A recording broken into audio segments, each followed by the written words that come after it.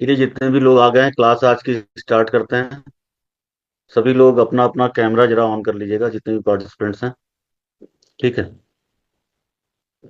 अभय सिंह जी हैं, जसवीर सिंह जी हैं, रागिनी जी हैं, सेलीपाल जी हैं, डॉक्टर मीना जी हैं, डॉक्टर जेके राजपूत जी हैं, कुशल सिंह जी हैं, और सतीश चंद्र भानु जी, संजीव जी, परमेश्वर जी, परमेश्वरम जी भी आज जुड़ गए, देखिए।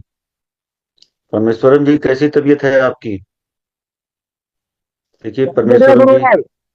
हाँ, प्रणाम प्रणाम। कैसी तबीयत है आपकी, बताइए। आपके आशीष से बढ़िया हूँ अभी। अभी आपने जांच करवाई? मैंने बोला था ब्लॉकेज का एंजियोग्राफी एक बार करवा लीजिएगा। एंजियोग्राफी तो नहीं करा है गुरु जी। अभी अभी नहीं पंद्रह कराया अठारह आपने? हजार लेकिन वो ब्लॉकेज वाला पाउडर चला रहे हैं? ले रहा है। तो शादी करके कैप्सूल है वो ले रहा है अल्फाई बॉडी का। ठीक। अच्छा। तो आप जो दिए थे उसमें तो वो चार्ज ज्यादा हो गया था ना। वो फेंक दिया हाँ अभी हाँ। मैं। हम्म। चार्ज बीपी बढ़ रही है और रखा ना उसके बढ़ रहा था। अच्छा, बीपी थोड़ा बढ़ रहा था, ये उछार ज्यादा पड़ने के कारण ना?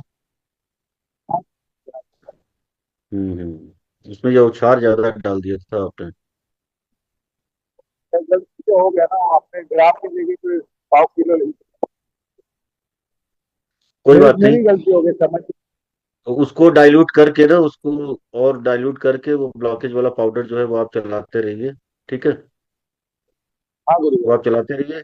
और वरुणादि क्वाथ जरूर पीजिए। वरुणादि क्वाथ जो है, शरीर में कहीं भी थक, जैसे ब्लॉकेज वोकेज रहता है ना, जैसे कहीं भी कोई भी चीज अगर सॉलिड होती है तो उसको तोड़ने का काम करता है वरुणादि क्वाथ। ठीक है। पूर्ण हुआ कौन। वरुणादि वरुणादि क्वाथ। अच्छा और नदी गुरु भाई। ठीक ठीक ठीक। ओके परमेश्वर जी, मुंबई से हैं परमेश्वरम जी।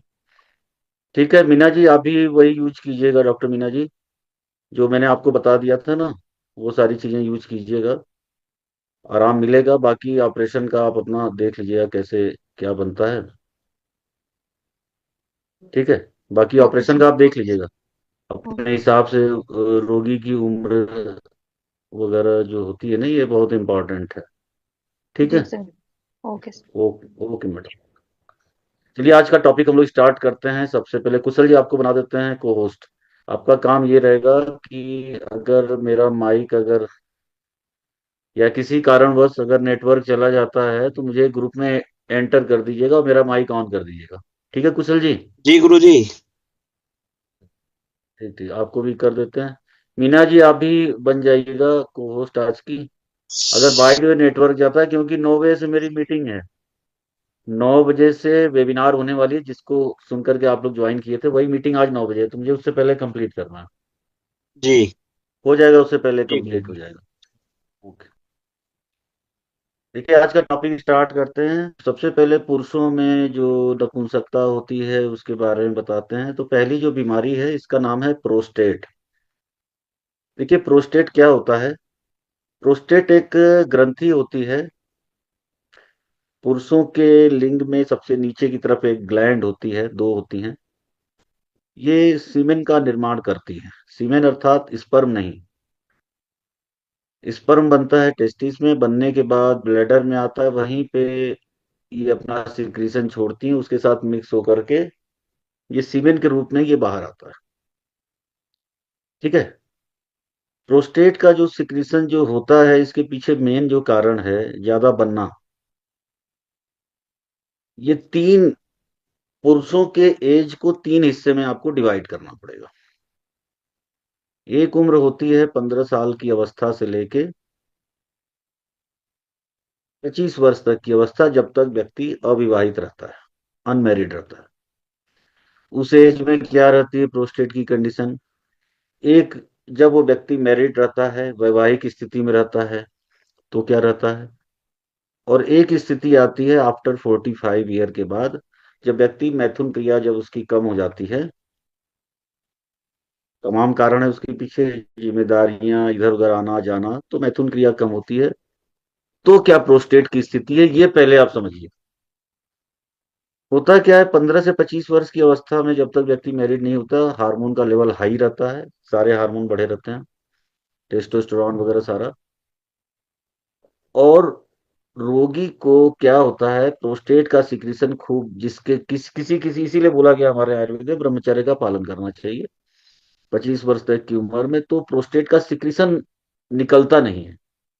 अदरवाइज जिनमें हार्मोन का लेवल हाई रहता है, उनमें प्रोस्टेट का सिक्रीशन या तो धातु के रूप में, जिसको बोलते हैं धातु रोग, अर्थात मूत्र त्याग के बाद थोड़ा सा लिक्विड निकलता है, या रात को स्वप्न दोष के रूप में बाहर आ जाता है। आफ्टर मैरिड लाइफ क्या होता है, सीमेंट बाहर निकलता रहता है, तो व्यक्ति को ये धातु रोग और स्वप्न दोष नहीं होता। तो और प्रोस्टेट की ग्रंथि में सूजन भी नहीं होता। युवावस्था में तो क्या है, धातु के रूप में निकल जाता है या स्वप्न दोष के रूप में निकल जाता है, तो प्रोस्टेट की बीमारी नहीं होती। 25 से 50 वर्ष की अवस्था में क्या है, मिथुन क्रिया करते रहने के कारण प्रोस्टेट का सिक्रीशन बाहर निकलता रहता है। लेकिन 50 वर्ष के बाद जो हमारे यहाँ आयुर्वेद में बताया गया है कि व्यक्ति को फिर से मानसिक रूप से ब्रह्मचर्य का पालन करना चाहिए। तो लोग क्या है, शारीरिक रूप से व्यक्ति ब्रह्मचर्य के पालन में रहता है, लेकिन मानसिक रूप से वो ब्रह्मचर्य का पालन नहीं करता। मानसिक रूप से हार्मोन का लेवल हाई रहने के कारण प्रोस्टेट में सिक्रीशन ज्यादा बनते हैं, लेकिन वो सिक्रीशन निकल नहीं पाते। वो सिक्रीशन चूंकि निकल नहीं पाता, तो वो सिक्रीशन प्रोस्टेट ग्रंथि में इकट्ठा होता रहता है, उसको फुला देता है, उसमें सूजन कर देता है, सूज जाती है, आकार उसका बड़ा हो जाता है। जैसे ही प्रोस्टेट ग्रंथि में सूजन बढ़ता है, वो पेशाब के रास्ते में रुकावट करता है। और पेशाब जो है, सभी लोग ध्यान से सुनिएगा, इसका जो इलाज मैं बता रहा हूँ ना, 100% इलाज बता रहा हूँ प्रोस्टेट का। प्रोस्टेट की ग्रंथि में सूजन आने के कारण पेशाब में रुकावट होती है, और व्यक्ति जो है एक बार में पूरा यूरिन पास नहीं कर पाता। एक बार में पूरा मूत्र उसका बाहर नहीं निकल पाता। जैसे एक गिलास मूत्र अगर उसके ब्लैडर में भरा पड़ा है, तो आधा निकल पाएगा, आधा वहीं पड़ा रहेगा, फिर वो आधा जो है फिर से भर जाएगा, तो बार बार पेशाब होती है। अगर आपने प्रोस्टेट का इलाज नहीं किया, तो वो पेशाब में पूरा रुकावट कर देगा, पथरी करेगा, पेशाब में इन्फेक्शन करेगा, किडनी फेल भी कर सकता है। तो तमाम दिक्कतें जो है रोगी को आ सकती हैं। ठीक है, ये समस्या होती है प्रोस्टेट की। इसका जो पहला इलाज है प्रोस्टेट का, वो है मानसिक रूप से ब्रह्मचर्य का पालन करना, वो लिख लीजिए, पहला इलाज। दूसरा इलाज, अब आपको मर्म चिकित्सा में कुछ बताऊंगा, वो मर्म करना होगा। वो मैं बाद में बताऊंगा मर्म क्या क्या, कौन कौन सा मर्म करना है। पहला तो आपको ये करना है। दूसरा जो आप इसमें मर्म आप कर सकते हैं, वो मर्म आपको करना है क्षिप्र मर्म, इंद्रबस्ती मर्म और कुरपर मर्म। क्षिप्र, इंद्रबस्ती और कुरपर मर्म, ये तीन मर्म हैं, हाथ और पैरों के, ये करवाने हैं अगर आप चाहते हैं जान बचाना। अदरवाइज जान बचेगी नहीं, मैं बता रहा हूँ, ये बीमारी बहुत खतरनाक हो जाती है कभी कभी। क्षिप्र और इंद्रबस्ती और कुरपर, ये कराइए। इसके बाद क्या है, ये दवाइयां चलेंगी। गिलोय का रस पिलाइए एक एक सुबह शाम। हिमप्लेसिया टेबलेट हिमालय की आती है, वो एक एक सुबह शाम। वरुण सिगरू क्वाथ की बजाय वरुणादि क्वाथ दीजिएगा, वो ज्यादा अच्छा है। वरुणादि क्वाथ बहुत बेस्ट है। मैंने बताया ना, कहीं भी चीज स्वेलिंग रहती है, स्वेलिंग को खत्म करता है वरुणादि क्वाथ। कांचनार गुगलू 2-2 गोली 3 बार, चंद्रप्रभावटी 2-2 गोली 3 बार। लेकिन इतना काम आपको करना पड़ेगा, नहीं करेंगे तो नहीं सुधार होगा। दूसरा उपाय आगे और नोट कर लीजिए। एक नुस्खा तो ये है, दूसरा नुस्खा है पुनर्नवाष्टक क्वाथ, वरुणादि क्वाथ, वंगशील टेबलेट, गोक्षुरादि गुगलू। पुनर्नवाष्टक, वरुणादि, वंगशील टेबलेट और गोक्षुरादि गुगलू। ठीक है। और कभी कभी श्वेत परपटी 500 मिलीग्राम 1 कप पानी में घोल के पिलाइए, सुबह शाम।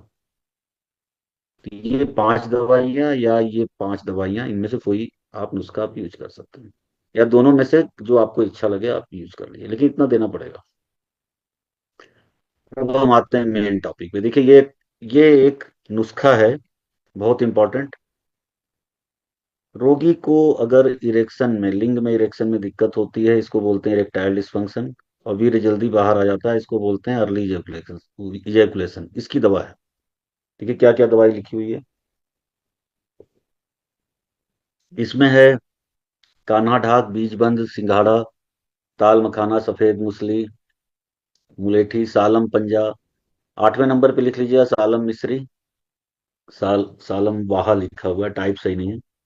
सालम मिश्री, लाजवंती, पिपली, कच्ची खांड, समी मस्तगी लिखा है, इसको लिख दीजिए रूमी मस्तगी। कुश्ता कलई, रुस्तमे मिर्जान, गोखरू, शिवलिंगी बीज। जब आप कहेंगे सर इसमें कुछ नाम तो समझ में नहीं आ रहे हैं, जी हाँ, सारी दवाइयां आपको मार्केट में मिल जाएंगी। पंसारी के यहाँ से लेके बनवाना है तो बनवा लीजिएगा आप ये। कुश्ता कलई का मतलब होता है वंग भस्म, और रुस्तमे मिर्जान का मतलब होता है प्रवाल भस्म। ठीक है, तो ये यूनानी और आयुर्वेदिक सारी दवाइयां, एक तरह से सारी आयुर्वेदिक दवाइयां हैं, नाम थोड़ा यूनानी है। इसमें आप सारी दवाई 50-50 ग्राम लेंगे। सालम पंजा, सालम मिश्री, ये 10-10 ग्राम लेना है आपको। बाकी रूमी मस्तगी, कुश्ता कलई और रुस्तमे मिर्जान, ये 20-20 ग्राम लेना है। क्योंकि यही 5 दवाइयां महंगी हैं। ये 5 दवाइयां महंगी है, 12, 13, 14 महंगी है, उधर सालम पंजा, सालम मिश्री, तो वो 10-10 ग्राम लेना है। ये 3 दवाई 12, 13, 14 नंबर वाली 20-20 ग्राम, बाकी दवाई 50-50 ग्राम। और अगर स्पर्म काउंट कम है तो शिवलिंगी का बीज मिला दीजिएगा 50 ग्राम। ठीक है, इसको चलाइए, काफी अच्छा रिजल्ट है। चाहे लिंग में इरेक्शन की दिक्कत हो या वीर्य जल्दी बाहर आ जाता हो, अर्ली इजैकुलेशन, उसमें भी काम करेगा। ठीक है, स्पर्म काउंट भी बढ़ाएगा। अब हम पढ़ते हैं इरेक्टाइल डिस्फंक्शन। इरेक्टाइल डिस्फंक्शन क्या होता है? देखिए इरेक्टाइल डिस्फंक्शन जो है, इसके 4 इरेक्टाइल डिस्फंक्शन देखिए 2 तरह का होता है। लिख लीजिएगा यहाँ पे, बाकी मैं पढ़ाऊंगा अभी। इरेक्टाइल डिस्फंक्शन 2 तरह का होता है। एक में क्या होता है, लिंग में इरेक्शन होता ही नहीं है, और एक में थोड़ा बहुत लिंग में इरेक्शन होता है। लिंग में इरेक्शन का मतलब है टेस्टोस्टेरोन हार्मोन बन रहा है या नहीं बन रहा है, जो मेल हार्मोन होता है उसकी कमी के कारण ये समस्या होती है। या पहला तो हार्मोन की कमी, दूसरा नर्वस सिस्टम की कमजोरी। नर्वस सिस्टम वाला चौथे नंबर पे लिखा है। दूसरा मानसिक कारण हार्मोन की कमी, ब्लड सर्कुलेशन में कमी, और चौथा नर्वस सिस्टम की कमजोरी। इन 4 कारणों से होता है। जिस व्यक्ति के ये चारों कारण खराब होते हैं वो जल्दी नहीं ठीक होता, ध्यान रखिएगा। ठीक है, वो व्यक्ति जल्दी नहीं ठीक होता। मानसिक कारण है या हार्मोन की कमी वाला है तो काफी हद तक ठीक हो जाते हैं। ब्लड सर्कुलेशन वाला भी कुछ हद तक ठीक हो जाता है। जिसकी नर्व ही खराब हो जाती है वो नहीं ठीक होता। और 2 तरह का ये होता है, एक में थोड़ा बहुत इरेक्शन होगा, एक में इरेक्शन होगा ही नहीं। 2 तरह का इरेक्टाइल डिस्फंक्शन होता है। अब हम इसको पढ़ते हैं, इस बीमारी को, कि ये क्या होता है।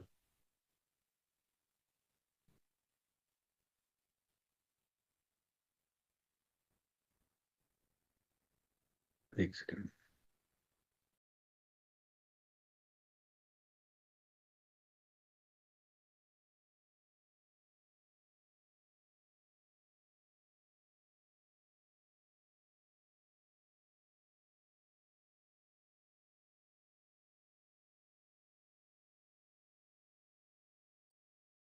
देखिए आप सभी लोगों की स्क्रीन पे आ गया इरेक्टाइल डिस्फंक्शन का। इसका देखिए कुछ बीमारियां होती हैं, इसमें होता ही होता है। जैसे डायबिटीज हो जाए, हाई ब्लड प्रेशर हो, हार्ट की कोई बीमारी हो, मोटापा हो, तनाव हो, एंजाइटी में हो, डिप्रेशन में हो, स्मोकिंग करता हो, अल्कोहल लेता हो, एक जगह बैठने का ज्यादा काम हो। इसमें रोगी के लिंग में या तो इरेक्शन थोड़ा सा होता है या तो होता ही नहीं। सेक्सुअल डिजायर कम हो जाती है उसकी, इमोशनल डिस्ट्रेस में चला जाता है। इसमें रोगी का सारा चेकअप करते हैं कि कोई बीमारी तो नहीं है, सीधे नहीं दवाई देनी है। पहले चेकअप कर लीजिए, कोई बीमारी तो है कि नहीं है, क्योंकि पता चला आप चेकअप नहीं किए, पता चला शुगर है उसको, फैट बढ़ा हुआ है, लिपिड प्रोफाइल गड़बड़ है, हार्मोन की कमी है, तो दिक्कत हो जाएगी। इसके अलावा पेनाइल डॉपलर अल्ट्रासाउंड, ये जांच जो है ये किया जाता है, करवाना पड़ता है। अब रोगी को ठीक करने का उपाय क्या है? एक्सरसाइज। एक्सरसाइज पहला है कीगल एक्सरसाइज, ये जरूर कराइए, इंपॉर्टेंट है। हेल्दी डाइट, स्ट्रेस का मैनेजमेंट, ठीक है। तनाव को दूर जरूर करना है, नहीं तो कोई दवाई नहीं काम करेगी आप। अदरवाइज कुछ टेबलेट वगैरह आती है एलोपैथ में, हार्मोन वगैरह, ये वियाग्रा वगैरह चलाते हैं, लेकिन ये सब नुकसानदेह दवाइयां, ये सब कोई ट्रीटमेंट नहीं करना है। साइकोलॉजिकल काउंसलिंग जरूर कीजिए रोगी का, बाकी कोई दवाइयां एलोपैथ की यूज करने की जरूरत नहीं। एक्सरसाइज में कीगल एक्सरसाइज होता है, गूगल पे सर्च कर लीजिएगा, वो करवाना है। अब हम बताएंगे आयुर्वेद में क्या देंगे। आयुर्वेद में जो हम दवा चलाते हैं, इसमें एक तो नुस्खा अभी उधर बताया आपको, ध्यान है कुशल जी? एक नुस्खा अभी बताया, काना ढाक ढाक की कली वाला। और एक नुस्खा कल मैंने भेजा था, इम्पोटेंसी का पाउडर, वो सस्ता है। और जो अभी बताया नुस्खा, ये महंगा है। अभी जो नुस्खा बताया है वो महंगा है। कल जो मैंने भेजा था नोट्स के साथ, वो नुस्खा सस्ता है। इम्पोर्टेंसी का पाउडर कल मैंने भेजा था ना जी गुरु कुशल जी, जी, भेजा। तो वो सस्ता वाला है। और जो अभी पढ़ाया था 17-18 दवाइयों वाला, ये महंगा है। तो दोनों में से कोई एक पाउडर चला सकते हैं, नहीं तो दोनों भी चला सकते हैं, और साथ में ये दवाइयां देख लीजिए, ये भी चलेगी। इसमें सबसे पहले आपको हार्मोन का लेवल बढ़ाना है, इसके लिए क्रॉच पाक आपको देना है। डोपामीन होता है क्रॉच में, क्रॉच पाक आधा आधा चम्मच सुबह शाम। बांद्री गुटिका देंगे, इसमें भी डोपामीन पाया जाता है, एक एक गोली सुबह शाम। दूसरा, ब्लड सर्कुलेशन बढ़ाने के लिए और नर्व को मजबूत रखने के लिए आपको सिद्ध मकर ध्वज या और मनमथ रस दोनों ही चला सकते हैं आप। सिद्ध मकर ध्वज और मनमथ रस दोनों चला सकते हैं आप मलाई से। देखिए मनमथ रस एक्चुअली में वीर्य को रोकने का काम करता है, तो ये मेंटेन रखता है, टेस्टोस्टेरोन के लेवल को मेंटेन करने का काम करता है, बढ़ाएगा नहीं, बढ़ाएगा आपके सिद्ध मकर ध्वज, ये थोड़ा सा मेंटेन रखता है। इसके अलावा सुगंधा सतावरी, नागबला और मूसली का पाउडर का मिक्सचर आधा आधा चम्मच सुबह शाम दीजिए। अमर सुंदरी बटी और श्री गोपाल तेल या सुगंधा तेल की मालिश, ये करनी पड़ेगी रोगी। अब अगली इस बीमारी आती है, उसका नाम है अर्ली इजैकुलेशन। अर्ली इजैकुलेशन में क्या होता है? वीर्य जल्दी बाहर आ जाता है, वीर्य जल्दी बाहर निकल जाता है। देखिए, यहां लिख लीजिएगा, ये दो तरह का होता है। ये कुशल जी दो तरह का होता है। दो तरह कैसे? एक व्यक्ति ऐसा होगा जिसके लिंग में इरेक्शन की कोई कमी नहीं है, वो नॉर्मल व्यक्ति है, लेकिन वीर्य जल्दी बाहर आ जाता है। और ये मिलता है यंग एज में, 35 साल से पहले मिलता है। एक व्यक्ति ऐसा मिले ज्यादातर, एक व्यक्ति ऐसा मिलेगा जिसके लिंग के इरेक्शन में कमी भी है और वीर्य भी जल्दी बाहर आ जाता है। मतलब उसको ईडी और ईडली इजैकुलेशन दोनों की समस्या है, ठीक है। उसमें ठीक होने में थोड़ा टाइम लगता है, लेकिन जिसमें लिंग में इरेक्शन होता है लेकिन वीर्य जल्दी बाहर आ जाता है, वो ठीक हो जाते हैं। तो दो तरह का होता है। अब इसमें जरा सा पढ़ते हैं अर्ली इजैकुलेशन में।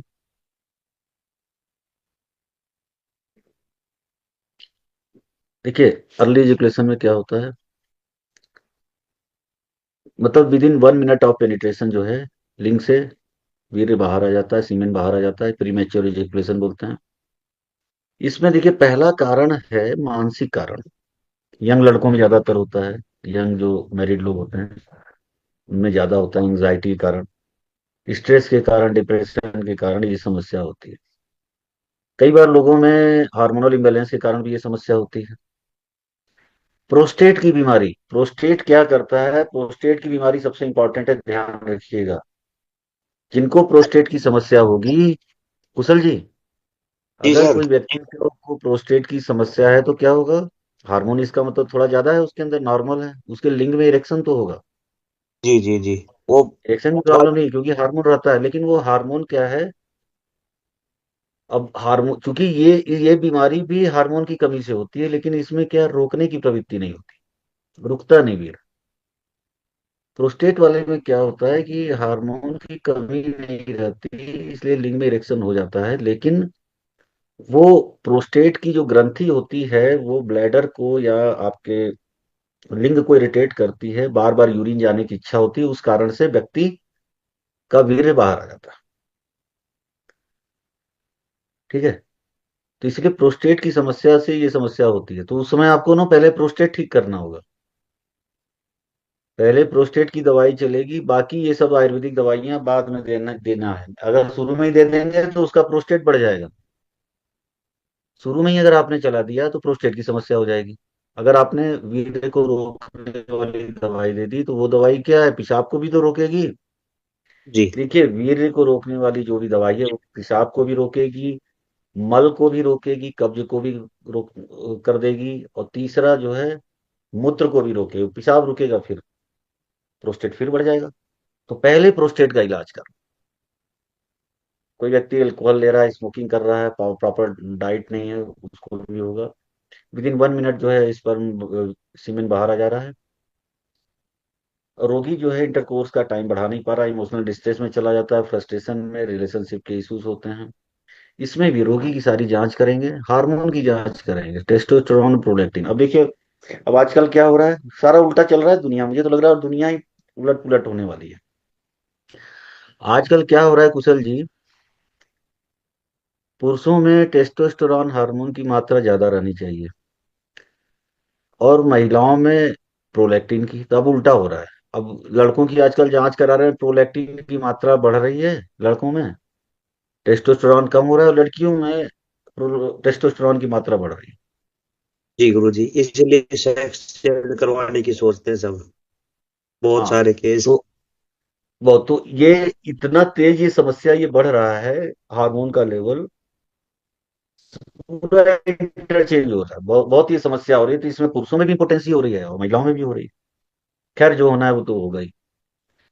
अब इसमें नर्वस सिस्टम और पेशाब की जांच, यूरोलॉजिकल एग्जामिनेशन जरूर करते हैं। मेन पेशाब में इन्फेक्शन होगा तो वीर्य जल्दी बाहर आ जाएगा।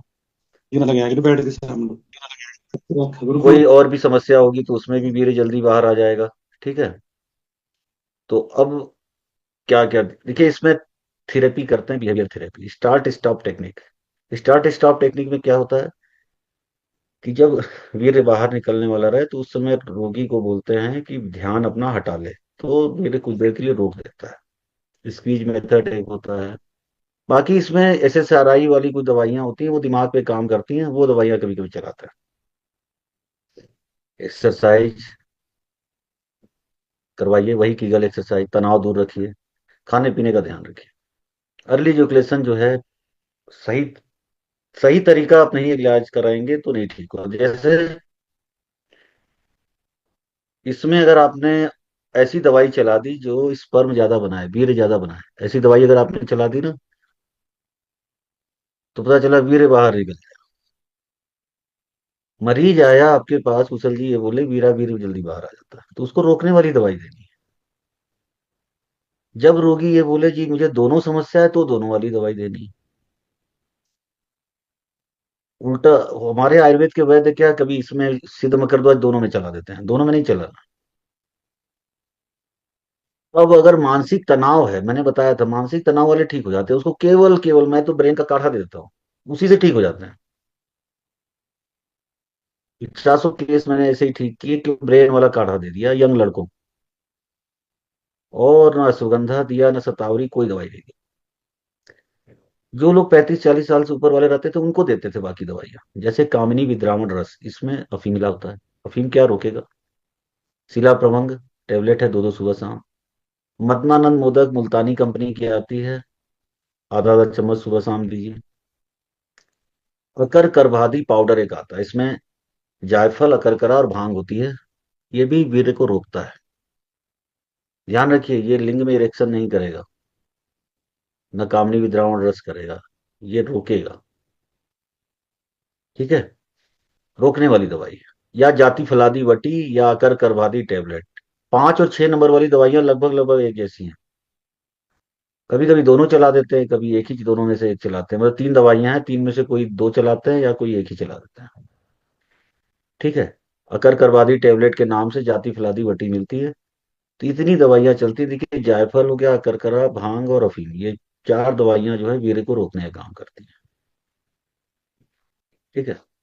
तो इससे क्या अर्ली, अगर मान लीजिए दोनों समस्या हो गई, कुशल जी के पास कोई मरीज है जो बोल रहा है वीर्य में इरेक्शन की भी दिक्कत है और अर्ली इजेकुलेशन भी है, वीर्य जल्दी बाहर आ जा रहा है, तो क्या करेंगे?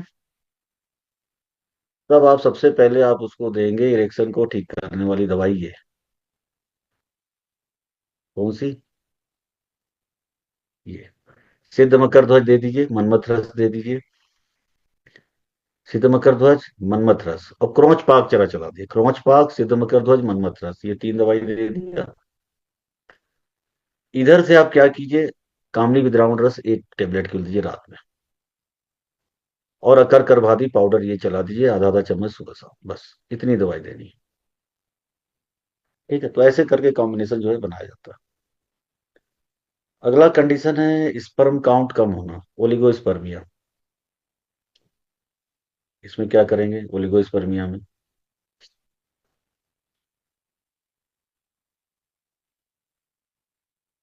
देखिए, स्पर्म काउंट कम हो गया। अगर स्पर्म काउंट 15 मिलियन पर एमएल से कम है तो मानते हैं स्पर्म काउंट कम है। इसमें कई तरह के कारण, देखिए मेन कारण इसमें है हार्मोन की कमी। ठीक है, मेन कारण है हार्मोन की कमी।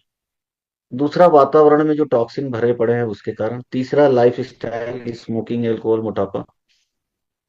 चौथा जो है टेस्टिस में कोई चोट लग जाए या टेस्टिस में कोई बीमारी हो चुकी है, ऑर्काइटिस हो या वेरिकोसील हो, इससे भी ये समस्या बढ़ती है। तो इसमें कंसीव नहीं हो पाता है, सीमेन में कंसिस्टेंसी कम होती है, स्पर्म कम रहता है। ऐसे लोगों में हार्मोन की कमी भी रहती है जनरली, और loss of libido, sexual desire कम होता है। हार्मोनल इम्बैलेंस होने के कारण थकान होगी और हेयर फॉल होगा। सीमेन की जांच कराते हैं, स्पर्म काउंट, मोटिलिटी इत्यादि। हार्मोन की जांच FSH, LH, testosterone hormone check कराते हैं। बाकी अल्ट्रासाउंड इसलिए कराते हैं देखने के लिए कि टेस्टिस में कोई बीमारी तो नहीं हुई है, कोई प्रोस्टेट की बीमारी तो नहीं है, ये सब बीमारियां भी दिक्कत करती हैं। एलोपैथ में क्या है, जैसी बीमारी है वैसा इलाज। पहले तो बीमारी को आपको ठीक करना है। वेरिकोसील है तो उसका सर्जरी कर देते हैं एलोपैथ में। आयुर्वेद में क्या है, वेरिकोसील में आप वरुणादि पुनर्नवाष्टक क्वाथ रेगुलर चलाइए। वरुणादि क्वाथ, पुनर्नवाष्टक क्वाथ और वृद्धि बाधिका भट्टी, ये तीन दवाइयां चलेंगी ही चलेंगी वेरिकोसील में। हेल्थी डाइट, रेगुलर एक्सरसाइज, ये कीजिए। ठीक है। बाकी अदरवाइज आईवीएफ इत्यादि टेक्निक में जाना पड़ेगा। ठीक है। ये कॉमन बीमारी आजकल फैलती जा रही है पुरुषों में। जानते हैं किनको हो रहा है कुशल जी? सतीश जी, सतीश जी जानते हैं किन लोगों को हो रहा है? सतीश चंद्र भानु जी, जी सर, प्रणाम। प्रणाम। ये किन लोगों को हो रहा है? ये उन लोगों को हो रहा है जिन लोगों में आजकल, जैसे जो लोग ब्रह्मचर्य का पालन नहीं करते, ऐसे लोगों में स्पर्म काउंट घटता जा रहा है। इसीलिए बोलते हैं ना ब्रह्मचर्य का पालन करना। जी सर। तो जो लोग ब्रह्मचर्य का पालन रखते हैं उनको नहीं दिक्कत होती है। तो ब्रह्मचर्य का पालन आजकल के लड़कों में 15-16 साल के बाद नहीं हो पाता, तो उसका एक ही इलाज है, उसको बिजी रखिए आप किसी चीज में। क्योंकि व्यक्ति व्यस्त रहेगा तो समस्या नहीं होगी। एक मिनट, एक मैडम है थोड़ा सीरियस है, जरा मैं उनको बता दूं।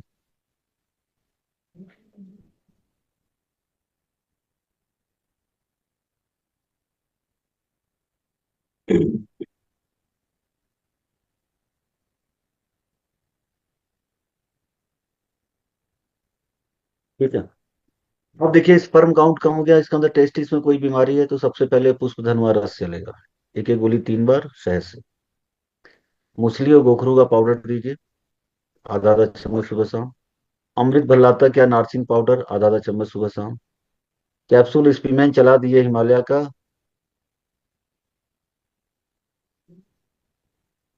ये बहुत कोई खास नहीं है, काम नहीं करता, लेकिन चला दीजिएगा, इतनी दवाई आपको देनी पड़ेगी।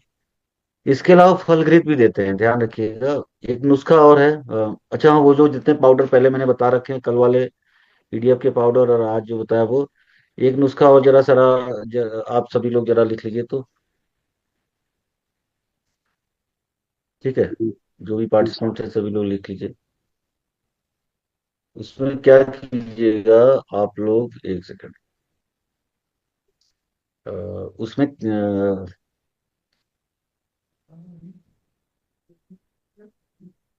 बृहद बंगेश्वर रस, बृहद बंगेश्वर रस और सिद्ध मकर ध्वज, इसकी एक एक टेबलेट जो है आप इसके साथ, ये पुरुषों महिलाओं दोनों में चल जाता है। पुरुषों और महिलाओं दोनों को दे देते हैं ये बृहद बंगेश्वर और सिद्ध मकर ध्वज जो है, दोनों में काम अच्छा करता है। फल घृत के साथ देते हैं, फल घृत के साथ, जैसे महिलाओं में एएमएच की वैल्यू बहुत कम होती है उसमें भी चलेगा, और पुरुषों में अगर स्पर्म नहीं बन रहा हो तो ये चलेगा। ये भी आप ऐड कर दीजिए, फल घृत में मिला के खिलाइए, एक एक गोली सुबह शाम, 10 दिन तक दीजिए, फिर 10 दिन का गैप दे दीजिए, फिर 10 दिन तक दीजिए, फिर 10 दिन का गैप दे दीजिए। महिलाओं में क्या करते हैं, कभी कभी चंद्रांशु रस मिला देते हैं महिलाओं में। कभी कभी जैसे 10 दिन दे दिया, फिर उसके बाद चंद्रांशु रस और वो दे दिया, क्या बोलते हैं, नष्ट पुष्पांतक रस, वो दे दिया। ठीक है, उसको फलगृत में मिला के दिया, एक एक, और 10 दिन तक यही सिद्ध मकर ध्वज और बृहद बंदेश्वर रस ये चलाइए। ठीक है, स्पर्म बढ़ाने के लिए। अगली बीमारी है स्वप्न दोष। स्वप्न दोष में रात में वीर्य बाहर आ जाता है, ये कोई बीमारी नहीं होती, ध्यान रखिए। धातु रोग और स्वप्न दोष कोई बीमारी नहीं है। ये तो सिर्फ ब्रह्मचर्य का पालन न करने से सीमेन बाहर आ जाता है, और नहीं आएगा तो क्या होगी, कौन सी बीमारी होगी बताइए। अगर सीमेन बाहर नहीं आया तो कौन सी बीमारी हो जाएगी सतीश जी, कुशल जी बताइए। पेट पड़ जाएगा। प्रोस्टेट बढ़ जाएगा। तो यंग लड़कों में ये समस्या आती है, तो करिए कोई बीमारी नहीं, अगर नहीं आया ना तो उसको इस प्रोस्टेट की बीमारी हो जाएगी यंग एज में। ठीक है, एकदम नेचुरल बनाया हमारी बॉडी को, एकदम नेचुरल बनाया गया है कि 50 वर्ष के बाद आपको सोचना नहीं है कोई भी चीज है। तो नहीं सोचने से क्या है, टेस्टोस्टेरोन का लेवल कम रहेगा, तो प्रोस्टेट बनेगा ही नहीं, प्रोस्टेट की साइज नहीं बढ़ेगी। तो ये एक चीज है। इसमें भी देखिए बंगेश्वर रस देते हैं। देखिए बंगेश्वर रस थोड़ी तेज दवाई है, एक एक गोली 3 बार की बजाय एक एक ही दीजिए सुबह शाम, तेज है। शिलाजीत जो है लगभग 1 ग्राम लगा 2 ग्राम शिलाजीत ले लीजिए, उसमें प्रवाल भस्म 125 mg मिला के 24 घंटे में एक ही बार दीजिए, 2 बार मत दीजिए। स्वप्न दोष हरवट्टी एक एक सुबह शाम चला दीजिए। वैसे जनरली ट्रीटमेंट करने की कोई जरूरत नहीं है, ऐसे लोगों को आप थोड़ा सा मानसिक रूप से ताकत दीजिए। अगली बीमारी, सेक्सुअली ट्रांसमिटेड डिजीज। ठीक है, इसको जरा पढ़ते हैं। इसमें देखिए पहली बीमारी है सिफिलिस। सिफिलिस जो बीमारी है, ये बीमारी पुर्तगाली जो है हमारे देश में लेके आए थे आज से 300 साल पहले।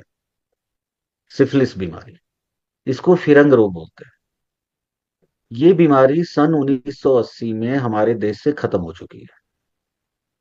1980 के बाद इसके केस नहीं मिलते, पूरे वर्ल्ड में खत्म हो गए। पेंसिलिन का इंजेक्शन वगैरह लगता था, उससे ठीक हुआ ये बीमारी, कुछ आयुर्वेदिक उपाय से भी ठीक हुआ ये। लेकिन ये बीमारी अब फिर से विदेशों में, अमेरिका वगैरह में फिर से फैलने लगी है। तो आपको पता होना चाहिए, कल को ये फिर से हो सकता है। खतरनाक बीमारी है और महामारी है समझ लीजिए। इसको फिरंग रोग बोलते हैं, फिरंगियों के द्वारा आया था। इसमें एक बैक्टीरिया होता है ट्रिपोनिमा पैलिडम बैक्टीरिया। इसके कारण 4 लक्षण मिलते हैं, रोगी में 4 लक्षण मिलेंगे, वो चारों लक्षण ऊपर लिख लीजिए। पहला लक्षण लिखिए, सिंगल अल्सर। सिंगल अल्सर, एक सिंगल घाव होगा, कहाँ, लिंग पे। दूसरा, वो घाव जो है हार्ड होगा। वो घाव कैसा होगा, हार्ड होगा। तीसरा जो है, तीसरा जो है उस घाव में से कोई सिक्रीशन नहीं होगा, कुछ लिक्विड नहीं निकलेगा, नो सिक्रीशन। चौथा जो है वो पेनलेस होगा, उसमें दर्द नहीं होगा, उस घाव में दर्द नहीं होगा। अब दर्द नहीं होता तो रोगी क्या, मैथुन क्रिया करता रहता, बीमारी फैलाता रहता है। ये पुरुषों में होती है बीमारी, लेकिन वहां से महिलाओं में जाए, वहां से फिर दूसरे पुरुषों में, तो ऐसे करके ये बीमारी फैलती जाती है, तो ये महामारी का रूप ले लेती है।